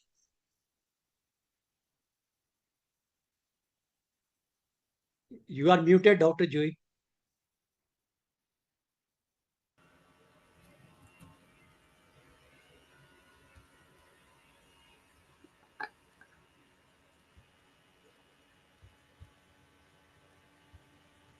Dr. Joy, your screen is not visible.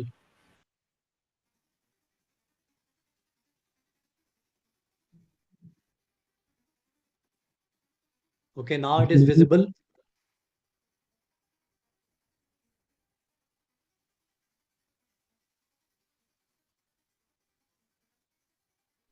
Dr. Joy, speak something. I can't see you. No.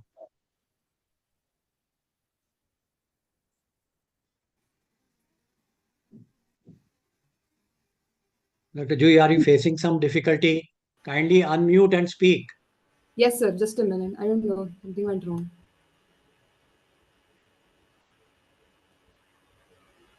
Can you hear me now, sir? Yeah, I can hear you, and you are on slideshow. Your time starts now. A very good evening, everyone. I'm Dr. Zui Ramdas Tetu, first year PG resident at Dr. D.Y. Patil Medical College, Pune, Maharashtra. Today, I'm presenting Super Baby versus the Villains of Infant Health, a creative lens to look at persistent threats to child health and how we can combat them using public health initiatives and community empowerment. India contributes to nearly one-fifth of the world's annual childbirths. This enormous number means we carry a large responsibility in ensuring healthy beginnings for these lives.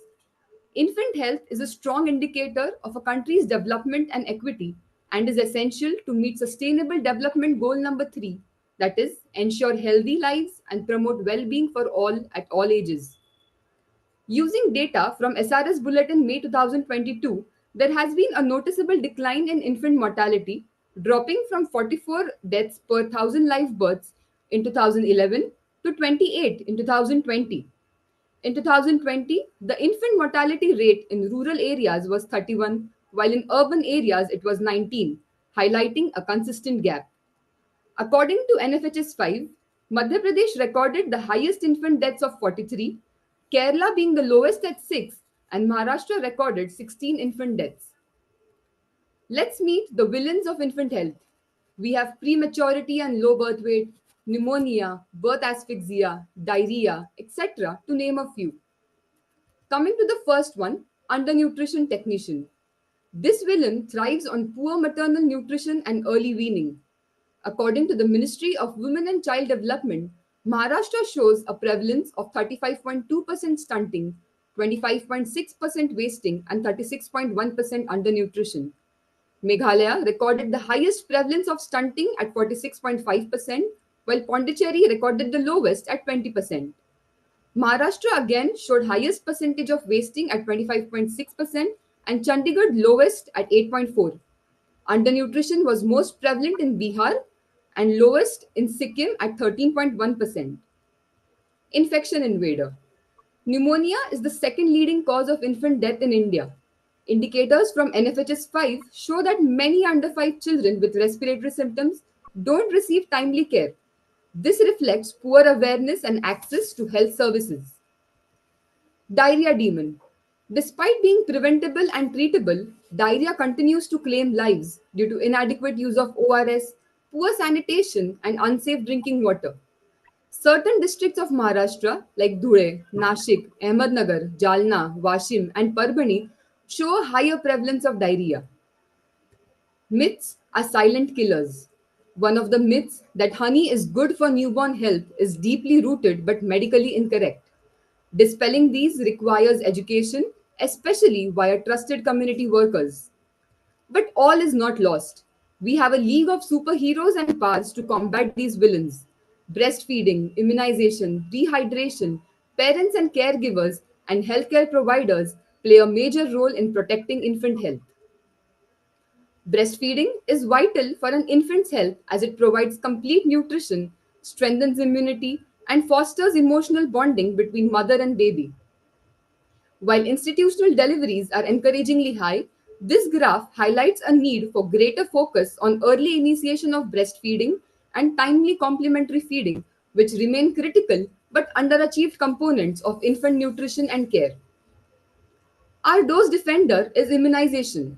With programs like Mission Indradhanush, we have increased the vaccine coverage to 93%, but 7% still remain unimmunized. Maximum immunization coverage is seen in Maharashtra with 101.04 and the least is seen in Dadra and Nagar Haveli and Daman and Diu at 48.03%. Timely immunization is a simple yet powerful intervention that shields the infants from infections, prevents severe illnesses and complications, thus ensuring healthier children and communities. ORS and zinc are the unsung heroes against the dehydration demon. Rehydration Ranger symbolizes the life saving power of oral rehydration. Yet, NFHS 5 data reveals a staggering 15% children with diarrhea did not receive any treatment. Campaigns like the World ORS Day, celebrated on 29th July, and the intensified diarrhea control fortnight from 27th July to 8th August, aim to fix this by health education and making ORS available at all primary healthcare centers. Parents and caregivers are the super baby's closest allies. Their actions, from breastfeeding, completing the child's immunization, to maintaining hygiene, directly influence a child's health. Educating and empowering them is key as they are the frontline shields. Frontline workers like Ashas, Anganwadi workers, auxiliary nurse midwives form the support system.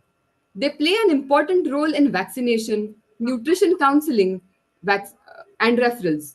They are the bridge between policy and practice. With these superpowers, the super baby can defeat the villains. Data from Ministry of Health and Family Welfare shows improvements. Polio was successfully eliminated in 2014. Maternal and neonatal tetanus was eliminated in 2015. India also achieved 97.98 coverage in measles rubella vaccination campaign. But celebrating this victory doesn't mean relaxing. It means pushing further. Maharashtra, along with the government of India, has implemented various programs like the Janani Suraksha Yojana, home-based care of newborn and young child, mother's absolute affection, Pradhan Mantri Surakshit Matritva Abhiyan, Aramb for early child development, and Hirkani rooms under the Breastfeeding Promotion Network of India. Tailored solutions like nutritional rehabilitation centers, integrated child development schemes, Poshan Pakwada, etc., help strengthen efforts in improving infant health and development. Continued political and administrative support is needed to sustain these efforts. Other programs like the SARS campaign to combat pneumonia, IMNCI for the five most common causes of childhood deaths, that is pneumonia, diarrhea, malaria, measles, and malnutrition, and the Integrated Global Action Plan for prevention and control of pneumonia and diarrhea are measures to control infant mortality. Finally, the four principles of primary healthcare: intersectoral coordination, community participation, appropriate use of technology, and equitable distribution, when used appropriately, will help the super baby to fight the villains with all his might. Thank you. Thank you, Dr. Joy, for a wonderful presentation. And just because every one of you, when you are talking of neonatal health or infant health, is talking about malnutrition, and just for your knowledge, that I have 5 lectures on prevention of malnutrition in children on my YouTube channel. Of course, they are not visible. If you request, then I will put them in a playlist and I can make it public. The choice is yours, basically. And I keep on doing these kind of programs. And I ran a course on how to tackle common childhood problem at primary healthcare level. Again, that is important to understand that if you can do something, because you are still dependent upon the data of ANM and Anganwadi workers and ASHA workers. So what is the role of community medicine specialists? As Dr. Ahmed always says, that you work in the field and then reach to the topmost level. So you have to have your own innovations in your own field practice area. And if that kind of data is also presented, it will be very good. So now I'll give our mic to Dr. Shruti Sehgal for her expert comments. Thank you, sir. Thank you, sir. The super babies versus the villains. I like the topic, well chosen, and also it was an interesting presentation. The way you presented was catchy. The idea is to communicate and the titles were good: health education, understanding of your subject. And that is also noteworthy that I was looking for the color coding. None of the previous speakers had mentioned, which you had dealt. That is also good. And the innovation is really appreciated. Good. Good attempt. Thank you, ma'am. So thank you, Dr. Shruti. And now I'll request Dr. Mansi Punia. You are already on slideshow, so kindly start your presentation and screen is all yours. Dr. Mansi Punia. Good evening, everyone. Today I'm talking about something very important, that is maternal health. Our topic for our theme for World Health Day, that is healthy beginnings, hopeful futures. It makes sense because when a mother is healthy, a baby has a better chances of a healthy life. A healthy start can lead to better future for the healthy family, healthy community, and a healthy nation.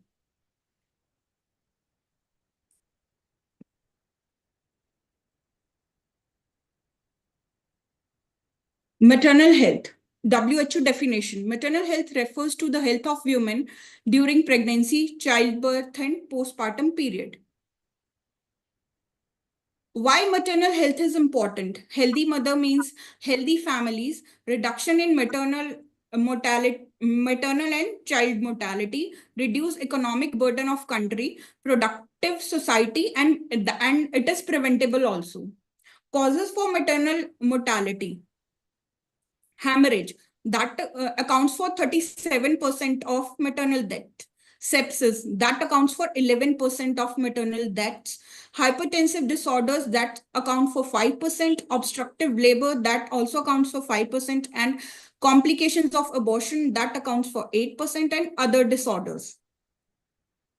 Maternal mortality ratio. Now from our maternal mortality ratio in India is dropping. That is 130 in 2014 to 2016. Now it is 97. Over the last 30 years of decades, from 1990 to 2020, declined by 83% in India.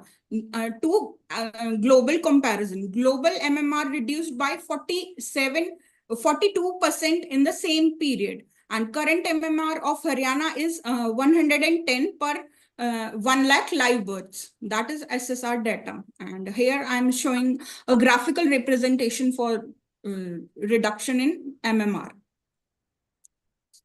Social factors for maternal health: poverty, gender inequality, education, and access to services.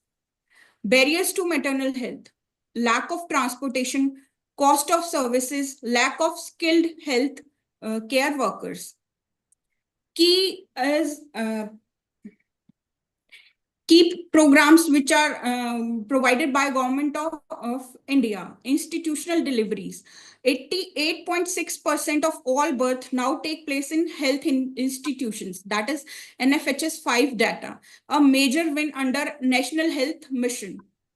Janani Suraksha Yojana. 36.77 lakh women benefited from April to September 2024. Janani Shishu Suraksha Karyakram, complete free care for pregnant women and sick infants. It's covered delivery, transport, diagnosis in public hospitals. Pradhan Mantri Surakshit Matrita Abhiyan, free quality antenatal care every 9th and 10th and 23rd of every month. Over 6 crore women benefited from this scheme. Extended PM SMA strategy, focus on high-risk pregnancies, financial incentives, and extra 3 visits. Asha support till safe delivery. Suman, zero cost, respectful, and quality care to all women and newborns. Lakshya, aim to improve labor room and maternity OT quality in public hospitals. Due to Lakshya, 1006 labor rooms and 809 maternity OTs are certified till December. Other interventions for maternal health and pregnant women. maternal death surveillance report, maternal and child protection MCP card, safe motherhood booklet, reproductive and child health RCH portal, anemia mukt Bharat, part of Poshan Abhiyan, and SGD 3.1, that UN Sustainable Developmental Goal, SGD 3.1 aims to reduce global maternal mortality less than 70 per 1 lakh births by 2030. Proposed solutions: improved access to healthcare services, education and empowerment of women, training more skilled health workers, mobile health units, and telemedicine. Thank you. Thank you, Dr. Mansi, for a short and crisp presentation. And I request Dr. Ahmed to kindly give your expert comments. Dr. Ahmed, please.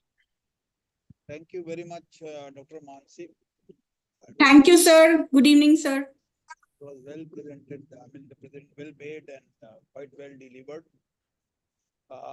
However, when you are presenting at such a forum and a national forum is provided to you, and some last few people who have qualified into the final have an opportunity. I think a topic, is so local to you, so original to your understanding. I would love to know. I know I could go to some website and search all the information that is available. Dr. Ahmed, Haji, Dr. Ahmed, your voice is very faint. It seems your mic is away. now it should be better, I believe. Is it better? Better, but Still, if you can be a bit louder. Okay. I think now better. I believe so. Yeah. So what I mean, very well done. But again, you are right now trying to swim in a pond, and this skill, experience, and the knowledge that you are gaining will help you to actually swim across the oceans. So while you are swimming here in this medical college through the preventive medicine department, try to gather all those skills from the data that you have of national data, this data. I mean, those data even we can go and see and get some understanding. So try to be innovative. That is very important. Try to be more focused. Try to search some areas. Let us say, maternal health is a very, very broad topic. You could have chosen just one topic where I had zero understanding, and then your contribution would have been 100%. So I mean, it is for all participants. We would love to know your own innovation, thoughts, opinions, rather than what is already available in the realm of public health in India and abroad. So just take care, because what I don't know, and if you give it, it is your boon, it is your gift to the world. So maybe in future, if you have an opportunity, something of your own mind, something of your own locality, something where how things are changing, this is extremely important. If the things are changing at your local, let us say only at your PSC level, it could be a national lesson. This could be a national, even a nurse doing something in CSC or sub center could be a great policy making breakout for us. So well done, everything well done, but maybe a little more focused topic and something of your own experience, skill, and knowledge. Thank you very much. Thank Thank you, you, Dr. sir. I'll Ahmed. take care for this in future. Thank you. Thank you, Mansi, and thank you, Dr. Ahmed. I will just like to clarify here. When we send them the Google form, we wrote in that particular form that how you are going to make the presentation. You have to limit the slides to 20, and you have to use the local data and evidences. So depending upon the presentation which we got, we have to do a screening, because there was a huge participation from the postgraduates. So we focused mainly on the type of presentation, because it's a difficult task otherwise to move forward. So with this, I'll now request Dr. Mitisha Rastagi to kindly share your screen. Yes, thank you, sir. Dr. Mansi, can you please stop sharing your screen?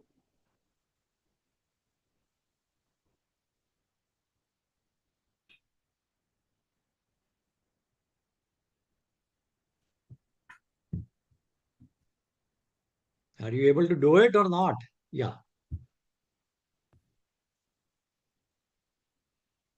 Stop, sir. Okay. Thank you. Dr. Vitisha, you are not on slideshow. Yes, Kindly sir. put Am it I on audible now? Yeah. Yeah, you are audible and you are on slideshow. So Okay. your time starts now. It's Thank you, over to sir. you. Good evening, everyone. Myself, Dr. Mitisha Rustagi. I am first year junior resident in community medicine at Himalayan Institute of Medical Sciences, Dehradun, Uttarakhand. So today I'll be speaking about maternal health in Uttarakhand. We have high maternal mortality rate in rural districts. We face transport challenges and there is a need for targeted interventions. What are the barriers we are facing? We have poor ANC utilization rates. There is a delay in reaching facilities. Speaking of delay, can you see the picture which is on the screen? It is actual picture of Tihri. Here the women are carrying a pregnant female on their shoulders to take her to the road which is 12 kilometers away. And on the way, the pregnant female gave birth to a child. After which CM Dhami, he promised road construction, but it's 2025 now and the road is nowhere to be found. Moving on, lack of trained birth attendants and there is underreporting of complications. Also, there is social stigma.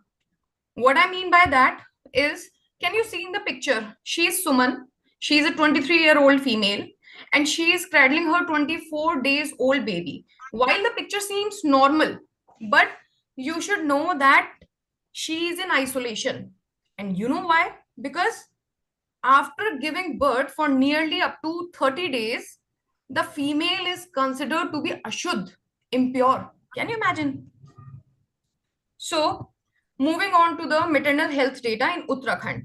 We have maternal mortality of 89 per 1 lakh live births. 4 plus ANC coverage is just 53%. 76% institutional deliveries are being conducted. And in the remote areas, it is even below average. So as you can see in this picture, the pie graph is showing 24% non-institutional deliveries and 76% institutional deliveries. Then see the bar graph, which is in green. 4 plus ANC coverage, it is maximum in Dehradun and it is lowest in Pithoragarh. And high risk pregnancies, it is maximum in Pithoragarh and least in Dehradun. So moving on, risk factors. What are the risk factors of high risk pregnancies? Teenage pregnancy cases are rising.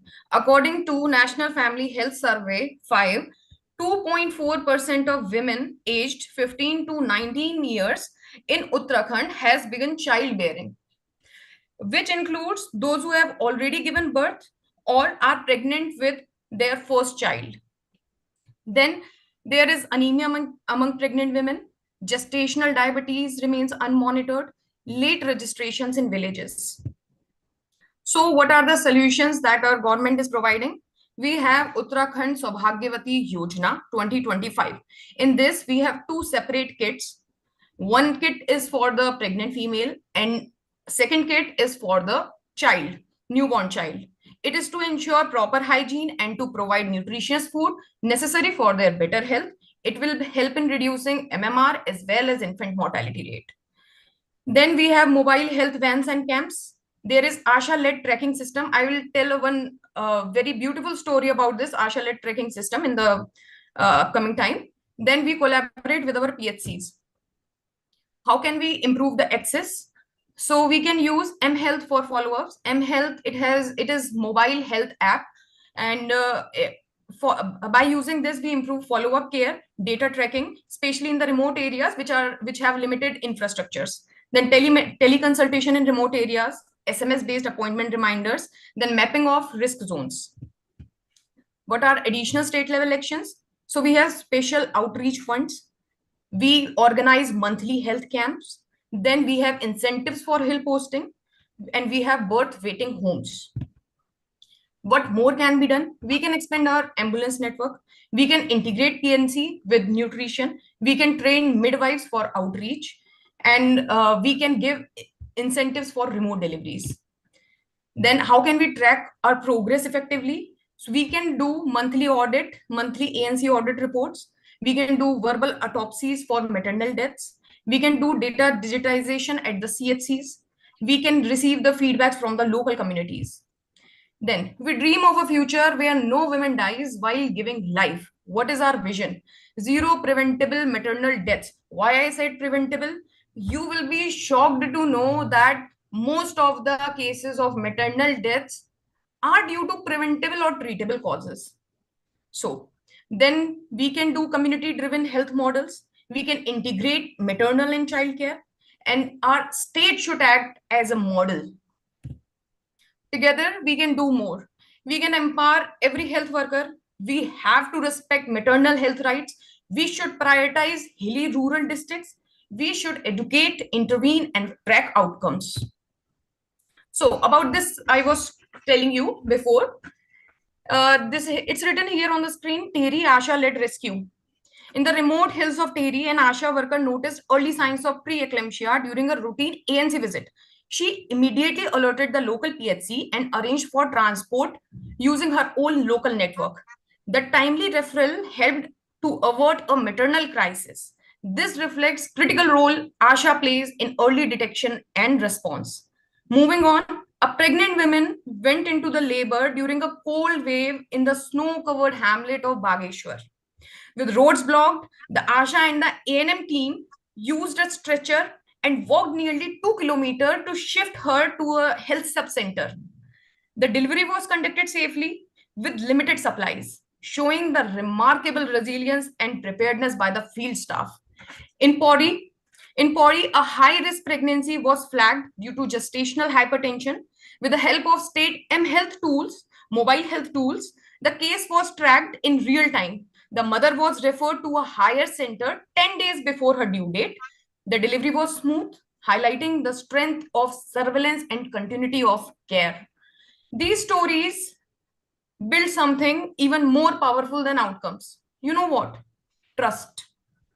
Women in these regions often rely more on local ashas than on any institutional figure.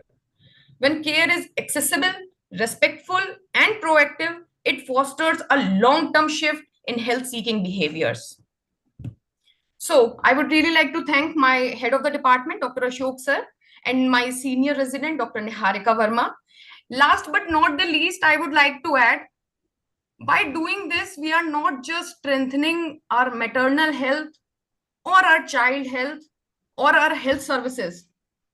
We are strengthening our country as a whole, which reminds me of an old saying. It goes like this: यूनान मिश्र और रोमा सब मिट गए जहां से, यूनान मिश्र और रोमा सब मिट गए जहां से, बाकी अभी तलक है नामो निशा हमारा, बाकी अभी तलक है नामो निशा हमारा. कुछ बात है कि हस्ती, कुछ बात है कि हस्ती मिटती नहीं हमारी, सदियों रहा है दुश्मन दौरे जहां हमारा. With this, I would like to say thank you. Thank you, Dr. Mitisha, for a passionate presentation. And now I'll request Dr. Rahul Srivastava to kindly give his comments. Thank you, sir. Indeed, it was a very passionate presentation by Dr. Mitisha, and wonderful. The start and the end was excellent. I mean, at this young age, you understood that, to engage audience, you need to bring human stories. And the way you started is really impressive. So congratulations for that.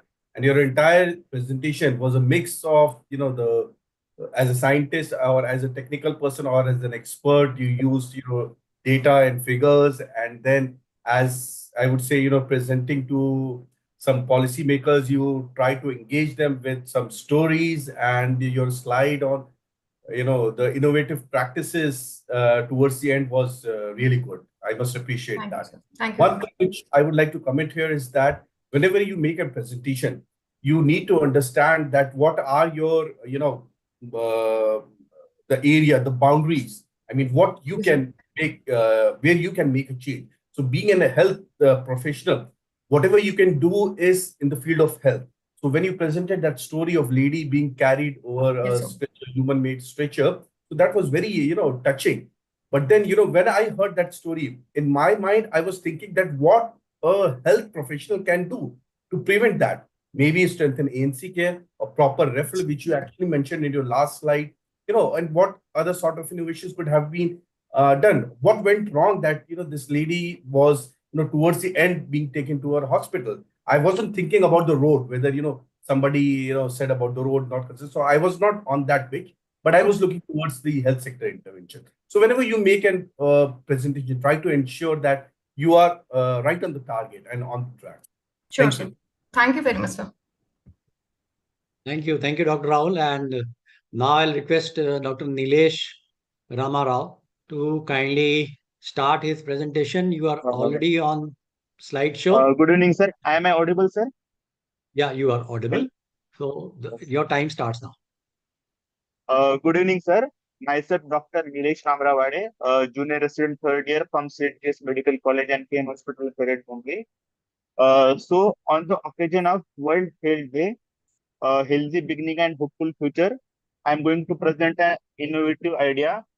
Before start, we already know maternal care is the cornerstone of healthy society, ensuring not just the well-being of the mother, but the survival and development of the further generation. As antenatal care is critical for maternal and child health, also WHO recommend at least 8 ANC visits. In India, India aims to improve the ANC coverage under the reproductive RMSHA program, and intern doctor can play a role in ANC expansion. Coming to the current gap in ANC, according to the National Family Health Survey 5, 58.1% of the women had a 4 or more visit in ANC, limited access to the quality services, and 44.1% of the pregnant women consumed iron folic acid at least for 180 days.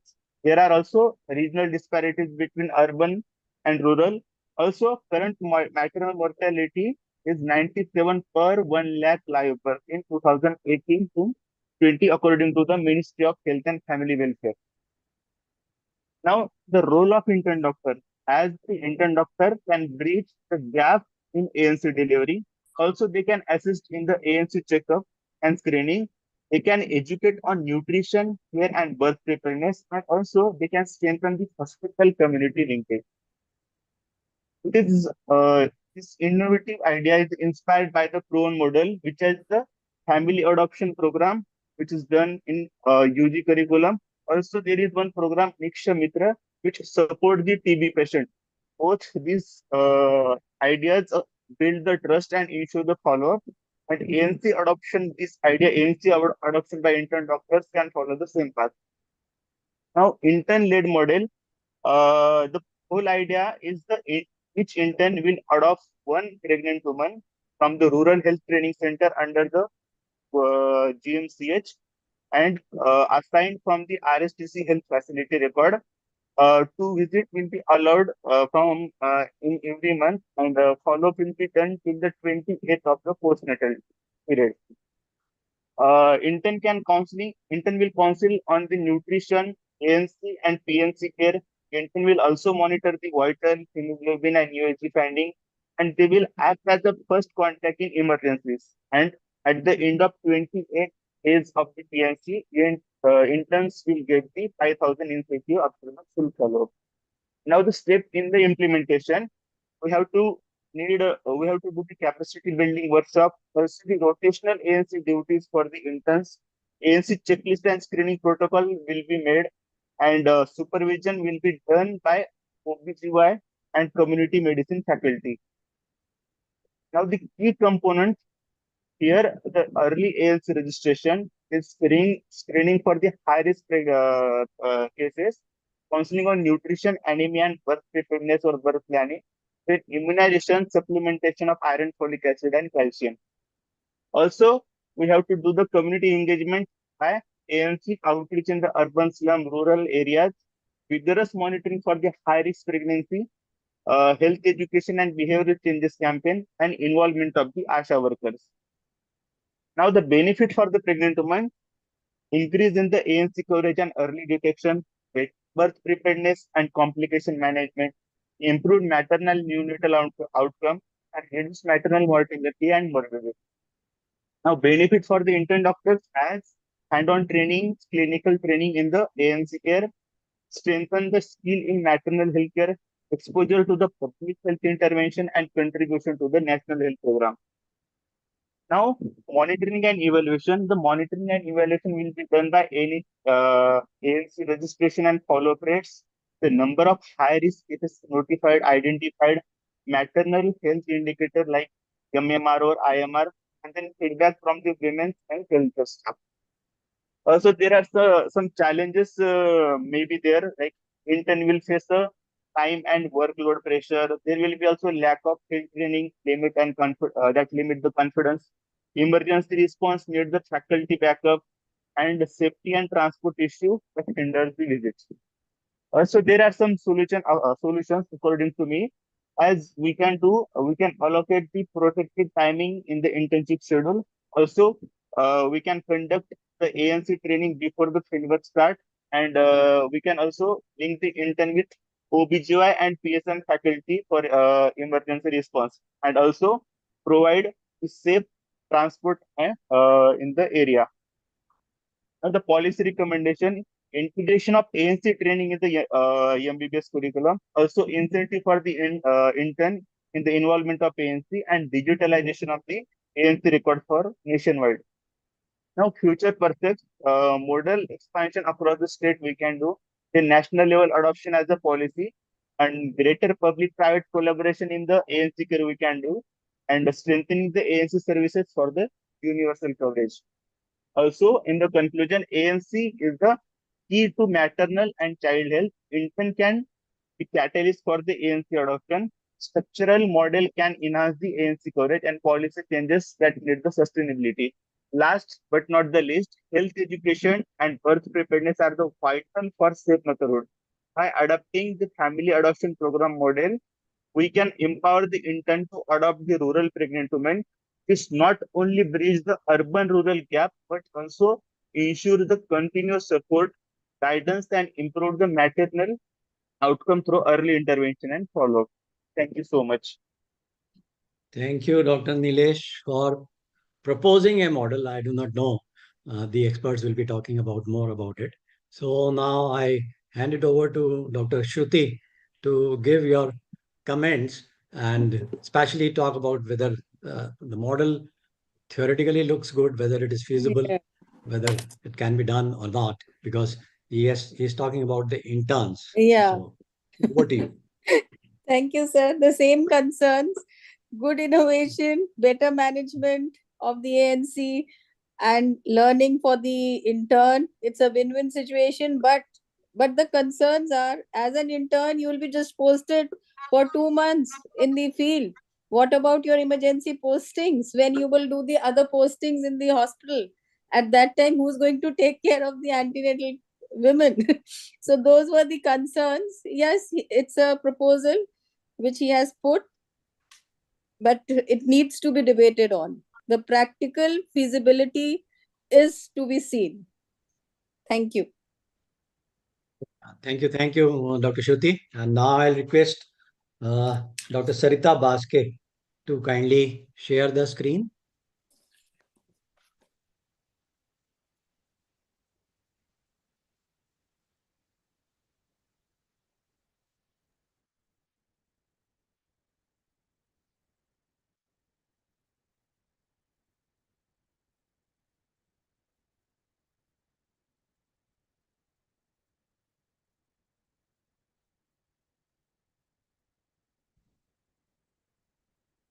Am I audible, sir? Yeah, you are audible, but your screen is not, your presentation is not visible. Or is it your first slide? Yeah, now, okay, First fine. slide, sir. You are on slideshow? Yeah. Yes, So sir. your time starts now. Yes, sir. Good evening, everyone. Myself, Dr. Sarita Baske, junior resident from Government Medical College, Nagpur, Maharashtra, going to present on the topic substance abuse among adolescents. I will be covering briefly about the introduction of this topic, what is the magnitude of problem globally and in India, and reasons why they abuse, and how we can prevent them from taking this path. Here are some terms we should be knowing. What is substance abuse? The non-medical use of chemical substance which alters the physiological function is termed as substance abuse, while addiction is a physical and psychological dependence on drug which affects the central nervous system, and on discontinuation we can experience uh, withdrawal symptoms. They say addiction is a mental disorder while substance use is a choice. Here are some frequently abused substances which are done by adolescents are alcohol, cannabis, which is commonly known as marijuana, tobacco in the form of smoke or smokeless tobacco. There are various drugs such as cocaine, amphetamines, ecstasy, etc. Adolescents are more vulnerable to addiction because they lack knowledge about uh, uh, its long-term effect. It reduces their self-control and hence increases the risky behavior such as rash driving and violence. Road traffic accident is the leading cause of death among them globally. They often experience mental health problems such as depression, anxiety, and often land up in suicidal attempts. Practices like sharing needles and unsafe sex carries a high risk of getting communicable diseases like HIV, hepatitis B, hepatitis C, and other sexually transmitted diseases. One can often develop substance use disorder in the long run also. Problem statement. First, substance abuse is the leading cause of preventable morbidity and mortality during and after adolescence. Second is the innovation in illegal drug supply and synthetic drugs. In past few years, e-cigarette has gained popularity among adolescents. These battery-operated devices contains liquid which has tetrahydrocannabinol along with nicotine. This tetrahydrocannabinol contains vitamin E acetate as a thickening agent which causes direct lung injury and is lethal.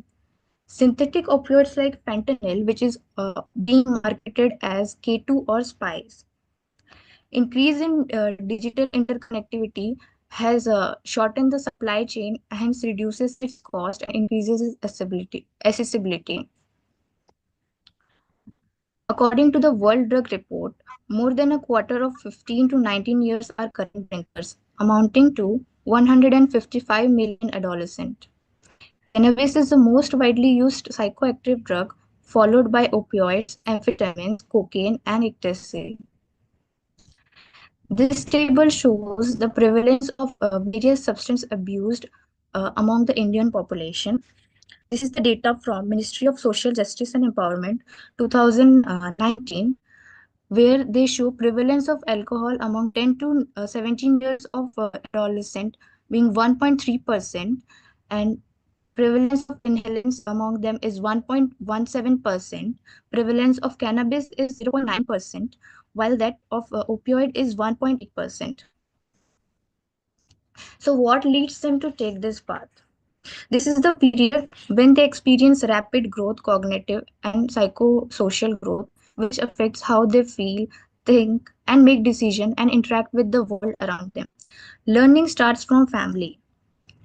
If they see their parents indulged in such behavior, they will think that this is normal to have alcohol and cigarettes in day-to-day life. In a broken family where parents are divorced, child is often neglected or abused. Sometimes they just curious to know about how the alcohol tastes. They want to feel the pleasure after taking drugs and to cope up with stress. They are highly influenced by their friends and they mimic their behaviors also. They are misguided in social media where these behaviors are portrayed as acceptable and fashionable. These children living in streets are at greater risk, and these behaviors can be the part of cultural practices also. So how we can prevent them from taking this path? So here comes the role of health education and implementation of health promotion through information, education, and communication, which includes teaching parents, teachers, and peer members regarding the harmful effects of smoking and alcohol on health and other consequences of substance abuse. How they can identify the risk factors, as I mentioned in the previous slides, and we can teach them 5 core life skills. What are these? This strategy teaches them how to make decisions and solve problems on their own. This enhances their critical and creative thinking. This improves their communication and interpersonal relationship, and this helps them to deal with stress and emotional bursts. This also helps to develop self-awareness and empathy.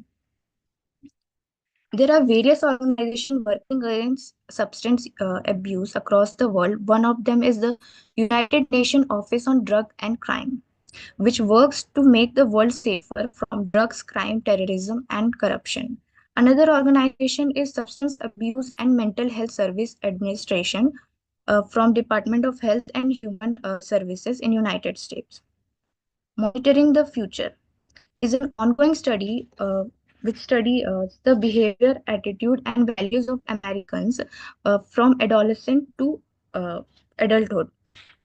This study is funded by National Institute on Drug Abuse.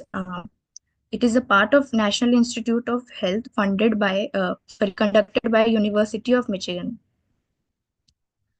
Government of India has launched a Rashtriya Kishore Swasthya Karyakram under the Ministry of Health and Family Welfare in January 2014 across the country. Substance misuse prevention is one of the strategy which increases awareness among adolescents about the ill effects of drug abuse. Adolescent-friendly health clinics is a facility-based approach under RKSK where they provide counseling services on substance abuse and other adolescent issues and refer them to de-addiction center and integrated counseling testing centers also. School health and wellness program under Ayushman Bharat is being implemented in government-aided schools. Various laws have been introduced to control the prevalence, such as setting the legal age of drinking alcohol, which varies from 18 to 25 years of age across the country. Driving under the influence of alcohol is prohibited under the Section 185 of Motor Vehicle Act 1988, Cigarette and Other Tobacco Products Act 2003. Surveillance is being done by the Narcotics Control Bureau of India. National Institute of Social Defense under the Ministry of Social Justice and Empowerment has prepared National Action Plan for Drug Demand Reduction for 2018 and 2025, which organizes sensitization program in school and colleges in collaboration with government, central and state government, along with non-governmental organizations. This is the national toll-free number which has been set up to help the victims and their family. In Maharashtra Prohibition Act deals with regulation and prohibition of alcohol consumption. We have a branch of Narcotic Control Bureau in Mumbai. In Nagpur, we have anti-narcotic cell to combat the illegal drug trade and substance abuse. Recently, Honorable Chief Minister of Maharashtra has stressed upon the importance of educating youth about the dangers of substance use. We observe International Day Against Drug Abuse and Illicit Trafficking on 26th of June, and the theme for this year is Breaking the Chains, Prevention, Treatment, and Recovery for All. With this, I'm wrapping up my presentation. Thank you.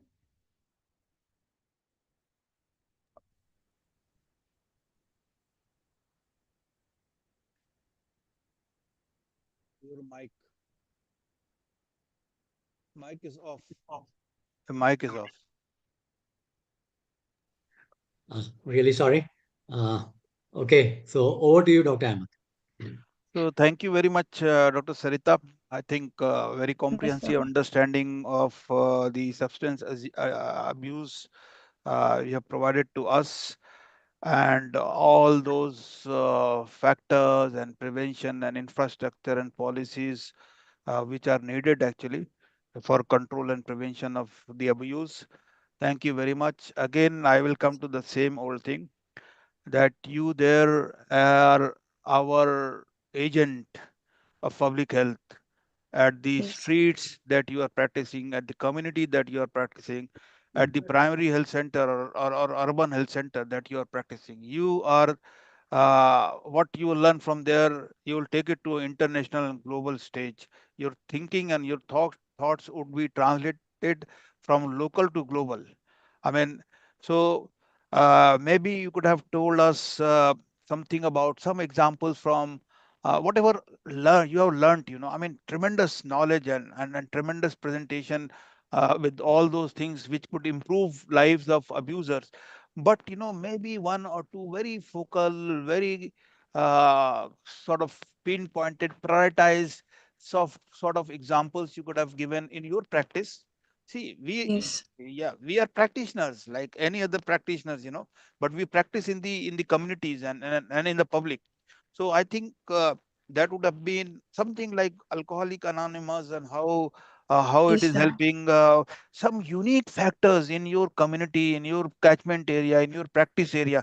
That would have given a good insight to us, and something like local systems that you may have created something different from national and state level policies, some local factors, how they have translated or impacted the ultimately reduction in the substance abuse. So I think something of that in future. Try to learn from your textbook. Your textbook is not park. Your textbook is your Yes. community. Your textbook is your primary health center. Your textbook is health systems.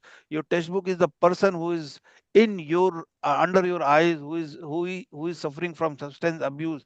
You have to learn, and what you learn from that one person, you will help the whole country after a few years. So very well done, very well and very well delivered. But I thought this should be brought to you Yes. for any future attempt. Thank you very much. Thank you, sir.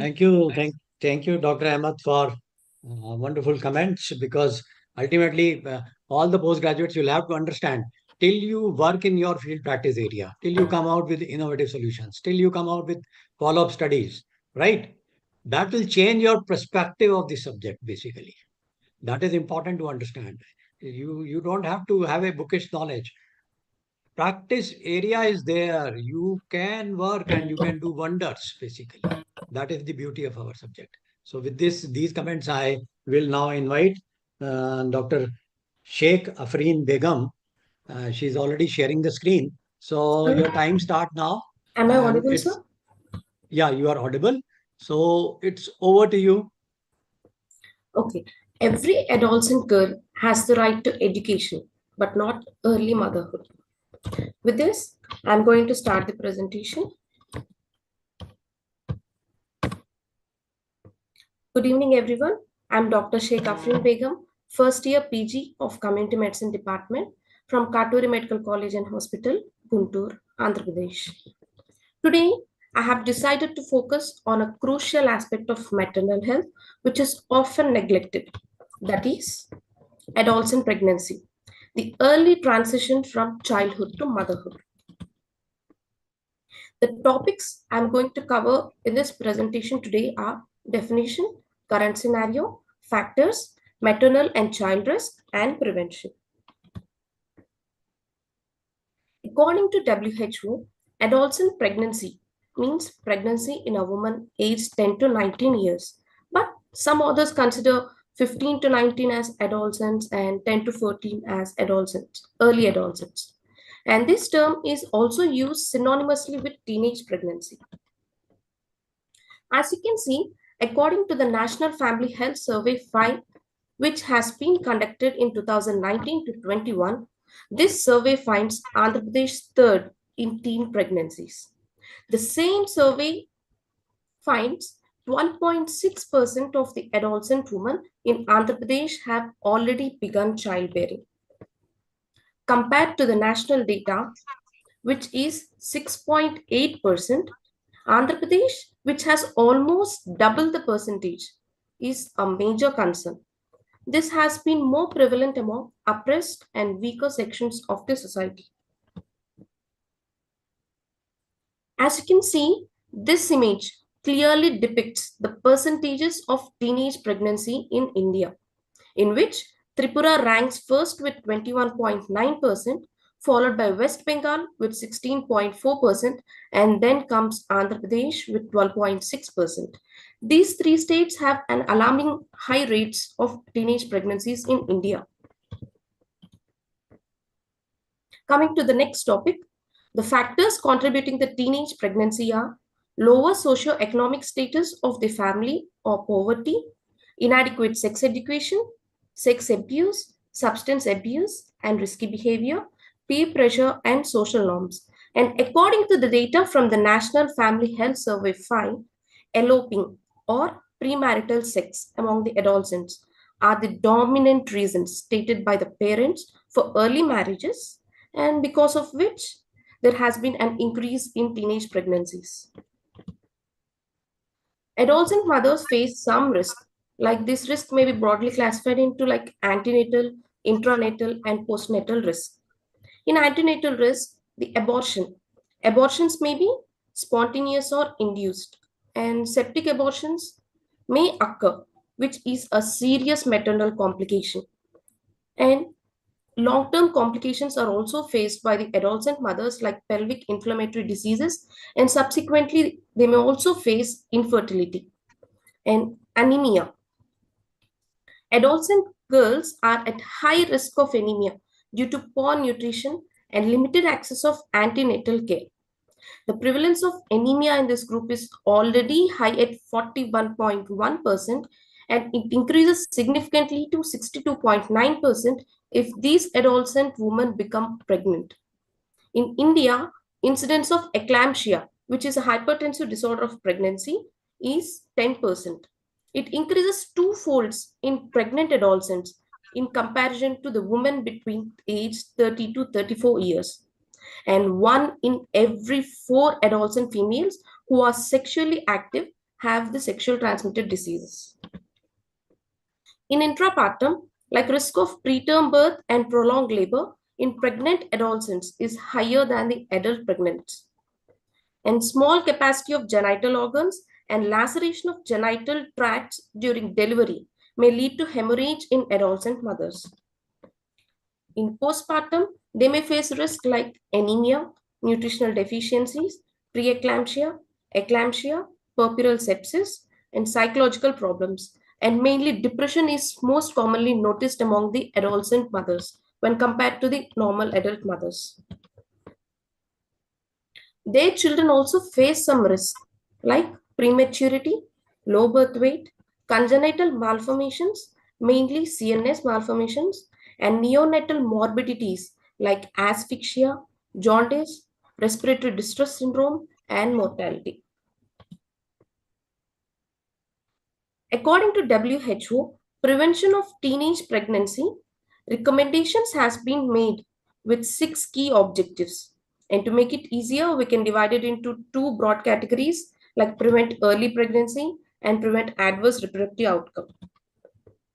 The objectives under prevent early pregnancy are reduce marriage before age 18, create understanding and support to reduce the pregnancy before age 20, reduce coerced sex among adolescents, and increase use of contraception by adolescents at risk of unintended pregnancy. And the other 2 objectives are reduce unsafe abortion among adolescents and increase use of skilled antenatal, childbirth, and postnatal care among the adolescents. These are the references from which I have made this presentation. And finally, I would like to conclude this presentation with a picture I have seen in the internet. That is, it takes 2 people to cause a pregnancy, but it only takes 1 to prevent it. Thank you. Thank you everyone for giving me this opportunity. Thank you, Dr. Afreen Begum, for a wonderful presentation on teenage pregnancy, which is really a big issue in our country. And of course, you are not able to highlight the intergenerational cycle of undernutrition, which also happens due to the teenage pregnancy. But then, because you were taking the topic in a different way. So I will now request Dr. Rahul Srivastav to kindly give his expert comments. Thank you, sir. Thank you very much. Good presentation, Dr. Sheikh. And the best thing about this presentation was the topic which you chose. very important and very specific topic. So that was very nice. One thing which I was looking forward in your presentation was, being a little bit more critical, presenting more facts and figures, and then, using your expertise to analyze that, and then, present accordingly. That was something which you need to be careful of in future while presenting such topics. So thank you. Thank you very much. Thank you, sir. I'll Thank kindly you. note of it. Thank you, Dr. Rahul. And wonderful. Now we have come to the last presenter, and I'll request the judges to kindly start compiling your judgment sheets. And finally, when the final speaker is over, I'll request all the three judges to kindly send me the judgment sheet on the WhatsApp so that I can calculate and add up and uh, declare the result in time, of course. And after this presentation, I'll be coming back to all my three honorable judges to give their final concluding remarks. So now we will be inviting Dr. Srijan for his presentation. You are already on slideshow. You can check your audio. You are muted. You are muted.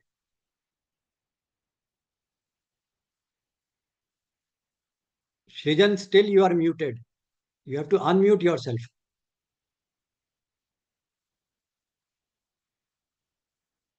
Okay, now you are unmuted. Kindly put your presentation on slideshow mode. Yes, sir. Yeah, kindly share your screen.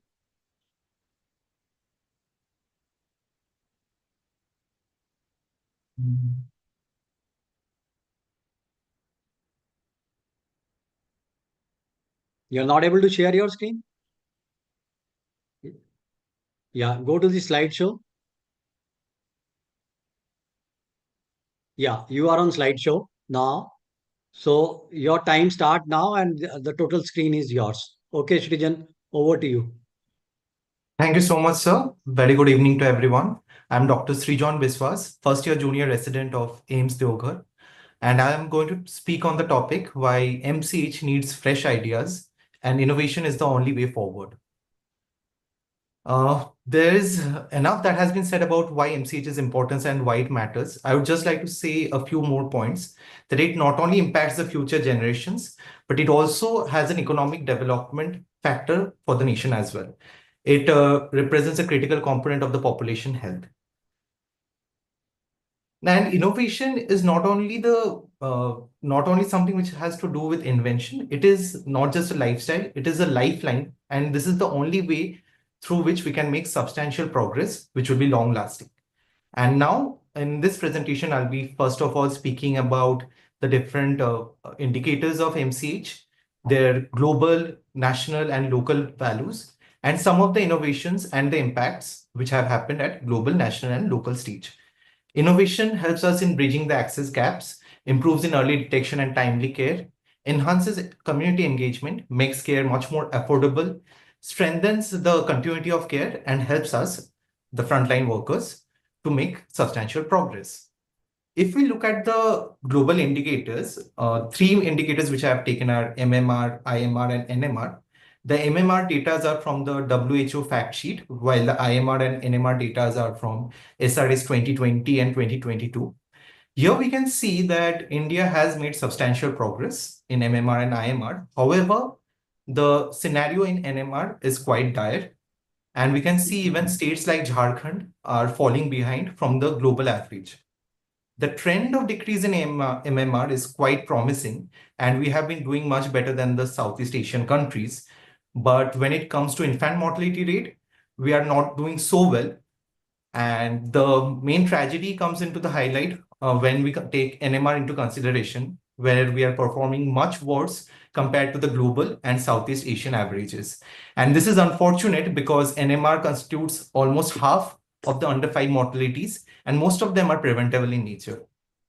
And now coming to the recent advances that have happened globally, a case study from Malawi, a South African country, shows that wearable maternal health sensors, telehealth and maternal care, and AI-enabled fetal monitoring has substantially reduced maternal and infant mortality.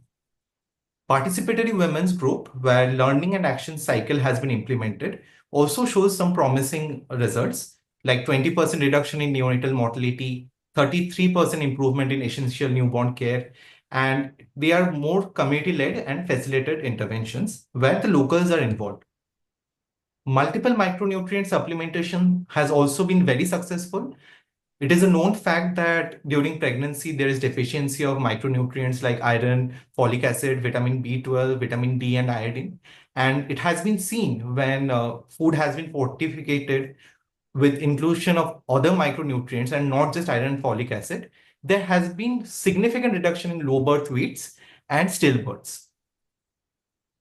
Another financial model that has been quite successful globally, that in Philadelphia, US, and some Latin American, African countries, like the Philly Joy Bank, the Nurse Family Partnership, and conditional cash transfer. We know that autonomy in pregnancy is very important, and it comes from financial stability. It has improved health service utilization, out-of-pocket expenditure, and enhanced equity and reach. Coming to the national scenario, the major intervention has been through national policies. Some of the policies which have been very substantial and impactful are that of PMS, Pradhan Mantri Surakshit Matritya Abhiyan, JSSK, Suman, the Poshan Abhiyan, Aniya Mukt Bharat, and the Lakshya program. Some other innovations has been in the digital frontier as well. Kilkari, which is an audio message for pregnant women, has been informing and awareing women about the danger signs of pregnancy and has been advising them according to trimester.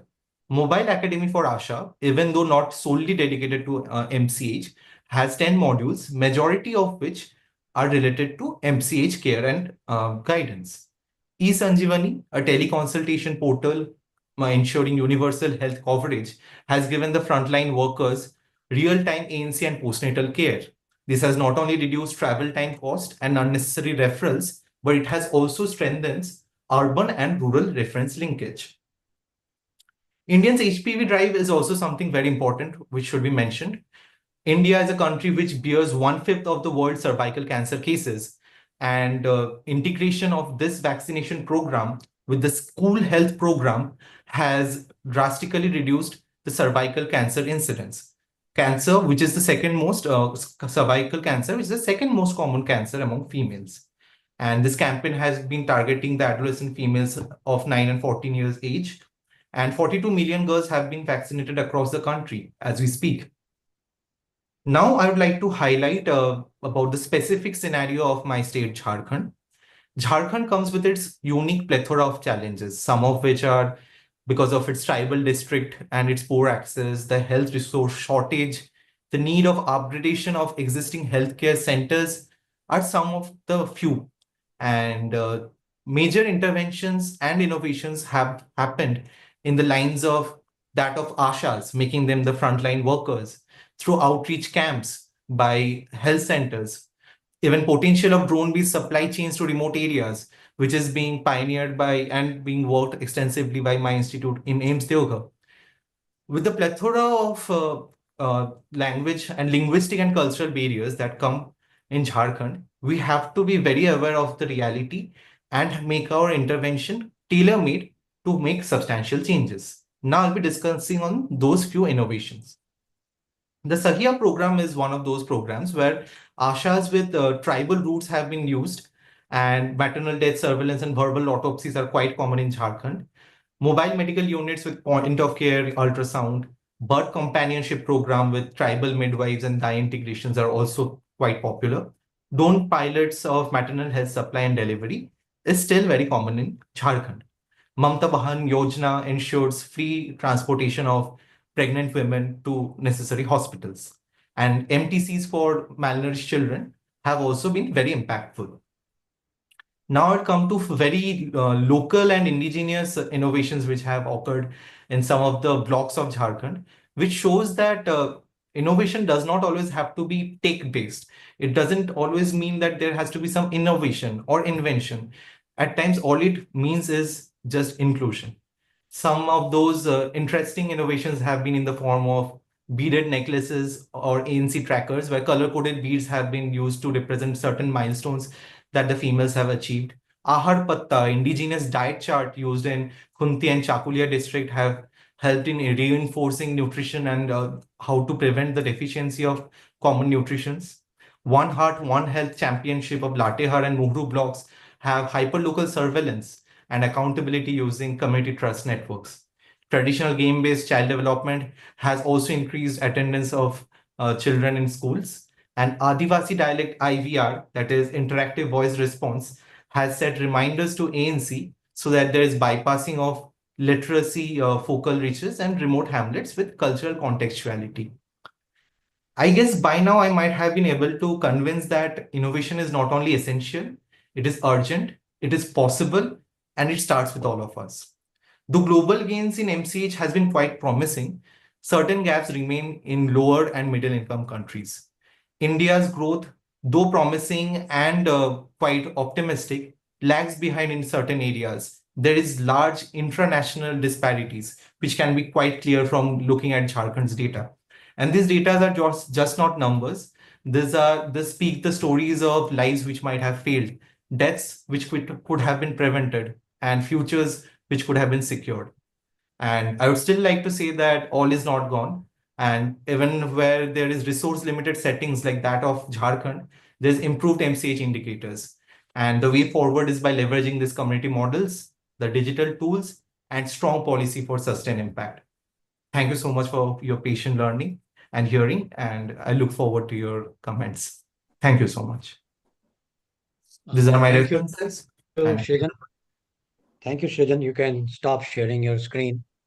And now I'll go to Dr. Shruti Sehgal for her expert comments on this particular innovative presentation. Commendable, Dr. Srijan. And as Dr. Chopra said that what he had asked you all, I think it is, you have put in everything, the concept, the clarity, the crisp content, and the comprehension. You started from global, the good lessons learned, the good examples to be shared from the global to the national level and then to the local.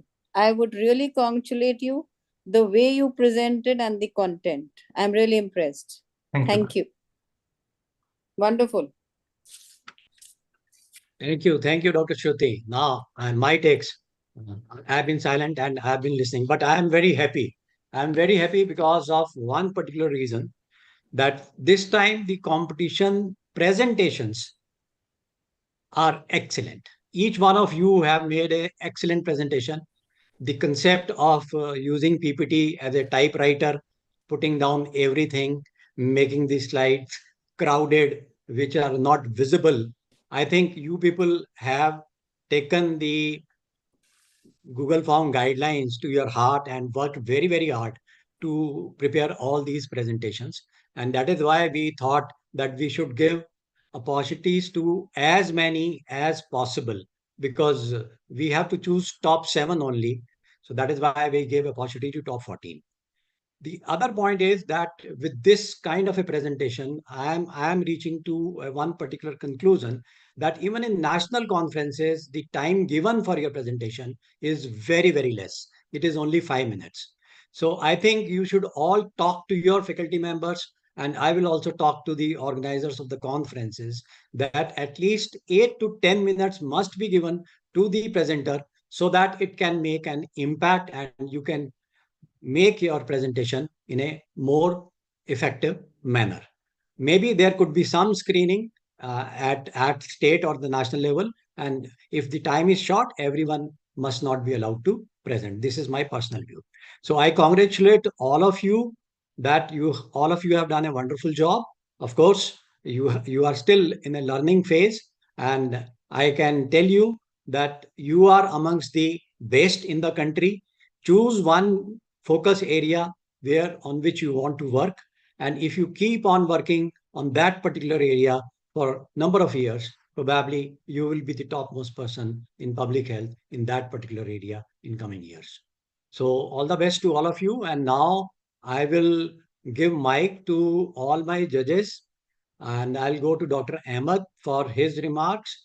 And I'll request Dr. Shruti and Dr. Ahmed to kindly, okay, they have sent me the judgment. So I will request Dr. Rahul now to kindly moderate the session, ask the judges to give the comments, you to give your comments, and ask the participants also to give their feedback in a minute or two. In the meantime, I can complete the process. And once the all the three judges have given the comments, and if any one or two participants want to give the comments, after that I will stop the live broadcast on YouTube. Thank you so very much, and I'm extremely grateful to all my honorable judges who have given so much of time. Imagine we started at 5:30 and it is 8:30, 8:40 almost.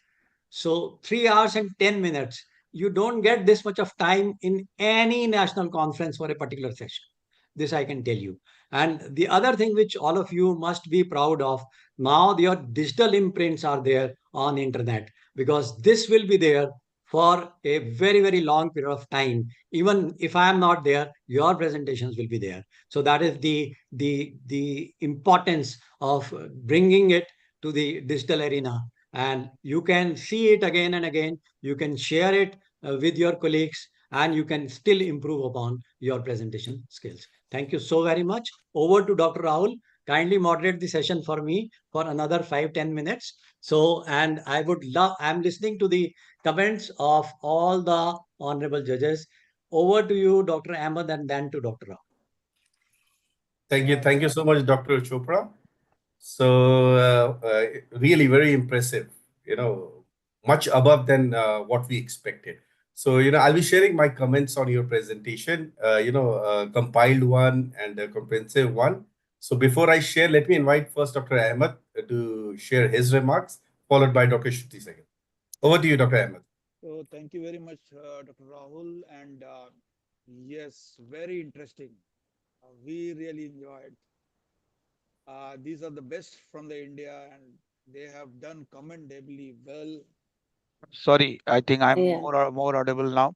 Mm. Commendably well. Thank you very much. And it is the passion of Dr. Chopra, which is today I have seen the translation of that passion into a sort of output into public health, thoughts, conceptions, innovations, and how we could translate our positions there as a public health specialist, our knowledge that we have, and this could be translated and converted into skills for future use. Small steps, but then these small steps leading to leaps, and leaps by great I would say impact that you would be doing in future. So with that, and thank you very much. I would just say healthy beginnings and hopeful futures.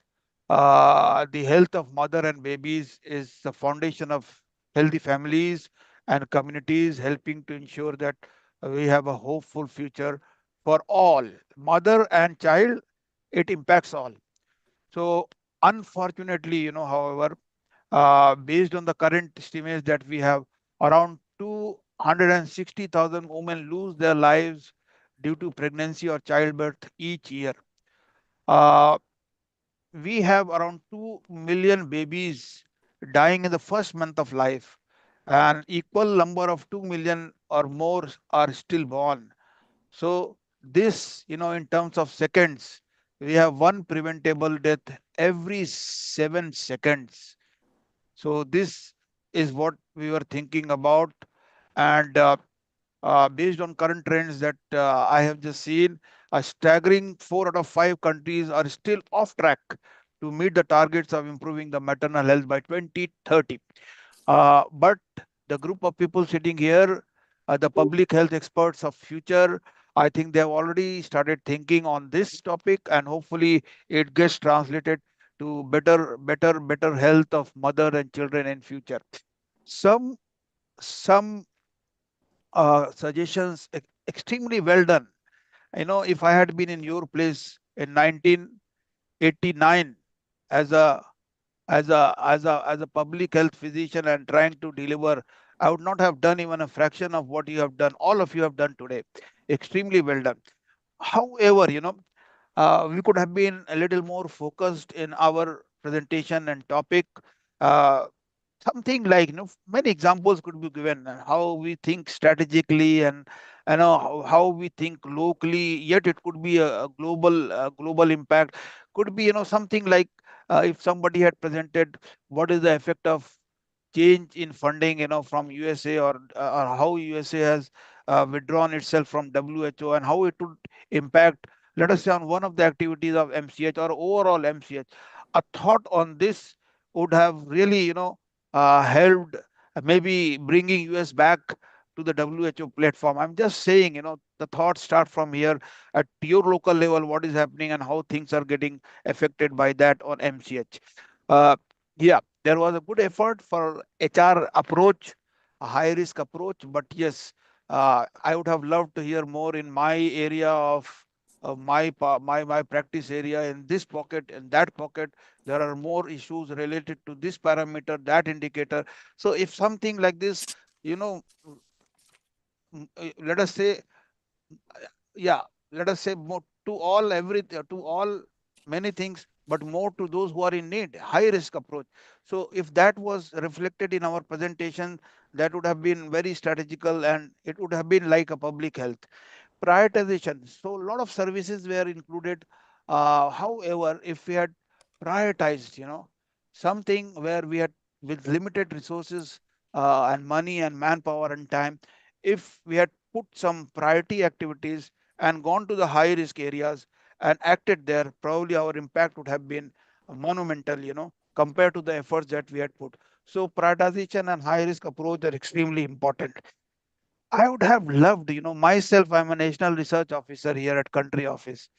Yeah, one of the last presenter did present on data and innovation, but what are the knowledge application gaps? What are the lack of understanding and propelling the program and putting it more on the rail towards progress? What research studies could have been done? I mean, at least if if one of the presenter had put some thoughts on that, it would have really helped the MCH cause of MCH. So digital approaches to AI could have been one of the topic, futuristic topic. And then with all this, you have done excellently. My only now appeal, as a WHO national person here, please go and sit with your department, with the Department of Pediatrics, with Department of Gynecology, all other mental health departments of psychiatry, and sit with your district health officer, executive health officer, if it is municipal corporation. Go and sit with your medical officers of health. Have a meeting of ANMCs, ASHAs, Anganwadis. Tell them that we have a WHO theme this year of healthy beginnings and hopeful futures. And whatever happened through this presentation, this competition, some good points have come out. And please, if you can help us to implement those innovations or those actions, I think that would have actually helped to the cause of the theme that WHO has actually produced for this year. So this was all a great presentation. Let us take it, advocate it for further action for the remaining part of the year. Thank you very much. Thank you. Thank you so much, Dr. Ahmed, for your insightful remarks. So, one of the key underlying point in his remarks was multi-sectoral collaboration. So, public health is all about multi-sectoral collaboration. I mean, individually, it's very difficult for us to move forward. So that is why it's very important that we collaborate with, different agencies, different departments, different sort of people. And it's not only about the health sector. We should also move out of the health sector and go into the social arena, and look after the social programs and how we can collaborate with other social area. I mean, one of the most important is the wash, other departments, other ministries, see the people who are working in those areas and try to talk to them, try to collaborate with them to bring out an impact. So now, moving to Dr. Shruti Sehgal for her remarks, please. Over to you, Dr. Shruti. Thank you, Dr. Shrivastava. Well, after listening to all, as the thing goes, it was really encouraging to see the enthusiasm and professionalism as these PGs prepare their presentations. Well done. Keep up the excellent work. And now I would like to say that presentations not only showcased your academic understanding, but also your ability to communicate the complex ideas in a very meaningful and engaging ways. And since there were 13 of you, you must have learned from each other the presentation way. Some of you were so crisp that the idea, the concept came so well to us. And some were the as were commenting again and again that yes, they were lacking in some data, some more inputs here and there. So I think it was a learning experience as we were going through the presentations to each one of you. And you never cease to a doctor never ceases to be a doctor. The every day is a learning process. So today was also a good learning for all of you, and we also enjoyed as judges the way it is and the way you all moved forward. So healthy beginnings for a hopeful future. I would say the healthy beginning of this academic presentations, the way you presented, I'm really hopeful that public health is in safe hands and you really have a hopeful future of community medicine, the way you all presented and the way you are going to lead it. I'm really impressed. Thank you so much. Thank you so much, Dr. Shruti. So before giving my remarks, I would just like to remind all the participants that after this remarks, as per the instructions and guidance of Dr. Chopra, we will be coming back to you to get some feedback. So I will be requesting, one feedback from each one of you, and mostly targeting, not, making goody points, rather, targeting one critical feedback where you think you need support, you need knowledge, you need some assistance, where, the other partners can pitch in and support you so that you can enhance your skills and develop your skills to be more effectful and more impactful in coming days as a trained public health professional. So just think about it, and we'll be coming back to you. And coming back to on my part, I'm really impressed. I'm really impressed about the boldness, the smartness, and the confidence which you all guys have shown. Really, at your age, I must admit that I was very innovative, but mostly in finding the reasons of not taking up the stage and staying away from presentations. So, but what you have shown is really commendable. It's quite natural that you have the fear of taking the stage or being judged or not being very perfect. But you have overcome all these things. So this is a sort of a generational change which I'm seeing in young candidates and young students. So very well done. Keep it up. My judgment is not seeing your technical skills and how technically well you have presented. But one comment on the technical aspect my comment is going to be that whenever you present, just think about that what knowledge already exists, and what you are adding up with your presentation. So try to be critical and try to be innovative, and be a thinker that what additional things you can add to the subject. So always keep this in your mind while preparing a presentation. So more importantly, at this stage, my most of the comments and my most of the judgment is based on the communication skills. Based on my experience, I mean, making so many presentations at the top level even. So I always consider that there are 5 critical elements in making a good presentation. One is the clarity of the message. The message should be clear. You should not pour in lots of message in your presentation. Just try to focus on 1 or 2 key messages from your presentation. Second is to ensure that your presentation is very well structured and the flow information is good. Third thing is about engaging with the audience. Try to, whenever you're presenting face to face, try to engage in, eye to eye contact, or your tone, or your, all the body movements should be in such a way that, you are connected with the audience. Then about your presentation, it has to be, visually very simplistic. Audience doesn't like to be in a very, grave sort of a presentation where they have to think again of what is being presented. So you have to be very simple. And again, as I said in, many of my comments, that accuracy is very important. and to be accurate, you need to have, referencing and ensure that you are picking up, right things from right place. One of my professor at EAMS, Dr. C.S. Pandam, always used to say that it's not important to know everything, but it is very important to know from where you can get this information. That's going to be very smart in your future endeavors as well. And for all these aspects, what is most important is that you're clear in your head. You need to work, your work experience, the amount of work you do, all these will bring in clarity and bring all these skills into your presentations. So lastly, thanks to you all and congratulations to you all for wonderful presentation. Most of you have shown most of these skills, and I'm sure with the coming times you are going to improve further. And before closing, let me again thanks to Dr. Chopra for bringing in such an important topic of making presentations. Our curriculum actually in the medical colleges lack this skill, and I consider, and I'm sure Dr. Ahmed and Dr. Shruti would also agree, when we make presentations to leadership, the presentation skills are equally as important as your technical skills. And we need to be, very well educated and very well prepared in delivering right communication skills. So thank you very much, Dr. Chopra, for bringing this topic on board and into the limelight. Thank you very much. And over to participants now, maybe in alphabetical order, to give their feedbacks. Very short feedback. Maybe we can start with Dr. Abhi Gulati. Yes, sir.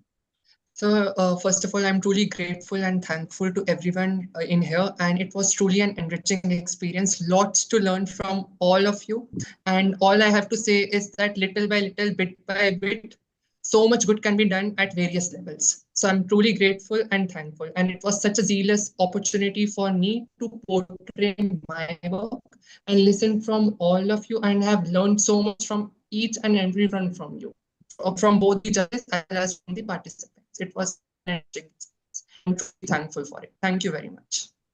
Thank you, Dr. Abhi. Dr. Anamika? Yes, good evening, all. I would like to first of all thank Dr. Chopra sir for this great competition and this great opportunity, and also all the judges for their valuable comments.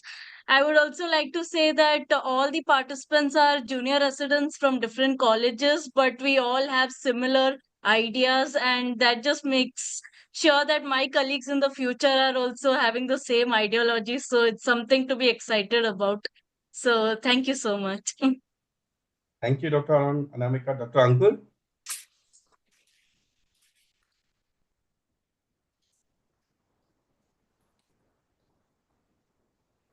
Okay, so I don't see Dr. Ankur here. So Dr. Arpita?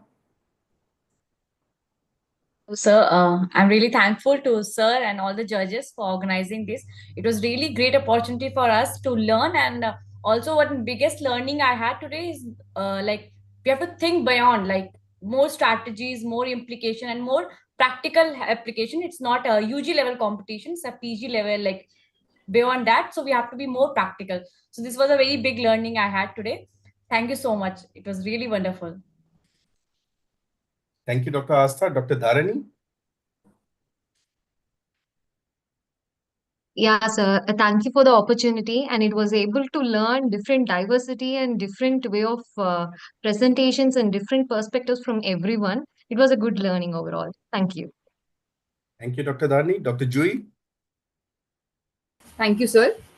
The biggest learning I got was from my colleagues, the different presentations that they made. It was a learning opportunity, and I would really appreciate more learning platforms like this. Thank you. Dr. Jui. Dr. Mansi?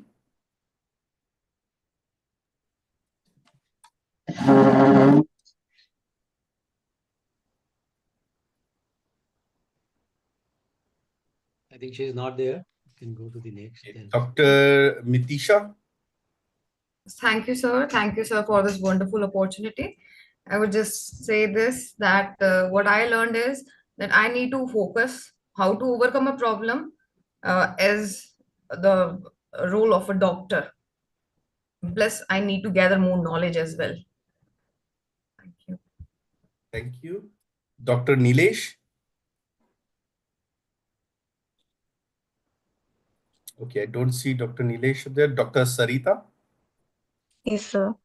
I want to thank Dr. Chopra, sir, for having this competition, and I want to thank all the judges here for your remarks, as I have learned a lot from this session today that we need to work on grassroots level also, and we have to learn from our work experience, which will help in our future, so that we can have a great career later on. Thank you. Thank you so much, Dr. Sarita. Dr. Shay. Good evening, everyone, and good evening, judges. I'm really thankful for Chopra sir for conducting this competition and all, and this broadened my perspective. Literally, like it is completely different from the traditional PowerPoint presentation, and each and every one of my colleague is innovative, and all the insights you judges have presented are it's a plus point for us, and it's a good learning experience. Thank you. Thank you so much, Dr. Sheikh. And last one, Dr. Shijan. First of all, I would like to thank sir for this wonderful opportunity. And I learned a lot of things. It was not just about how to present, but also how to think, innovate, and also it broadened my interest about this subject. And I'm really lucky to know all of these new colleagues of mine, and I really look forward to working with them. And I'm inspired by them, just to say the least. Thank you so much. Thank you so much, Dr. Shijan. So everybody is thankful. I requested for a critical remarks. So if anybody would have given some critical remarks, I would have requested Dr. Chopra to give some bonus mark. But I'm sorry. So handing over back to Dr. Chopra. Thank you, Dr. Rahul. Since we have been able to finish the judgment also, so I am not stopping the live streaming. And of course, we don't decide 1, 2, 3, 4, 5, 6, 7. We said top 7. So I'll be announcing the top 7, and then I'll be stopping the live streaming. And if after that somebody wants to talk, we can talk on Zoom for maybe another 5, 7 minutes. So top 7 are, I'll be starting from down now. We started the presentation from top. Top 7 are Dr. Shrijan, Dr. Mitisha, Dr. Juhi, Dr. Dharani, Dr. Arpita, Dr. Anamika, and Dr. Abhit. So these are the top 7, but all of you will get the certificate of top 14. So you were top 14, of course, right? Amongst the national level competition. So thank you so very much for participating. And if the zeal is there, then we can have number of competitions, but not necessarily that every time we will be able to give you some kind of incentive. It is difficult to provide incentive for these kind of competitions, right? So we are grateful to our sponsors, authors and publishers who have agreed, and all of you maybe will be connected together later on also. And if you need any guidance and support from any of the judges, including me, you are always welcome. So with this, I thank you all, and I'm going to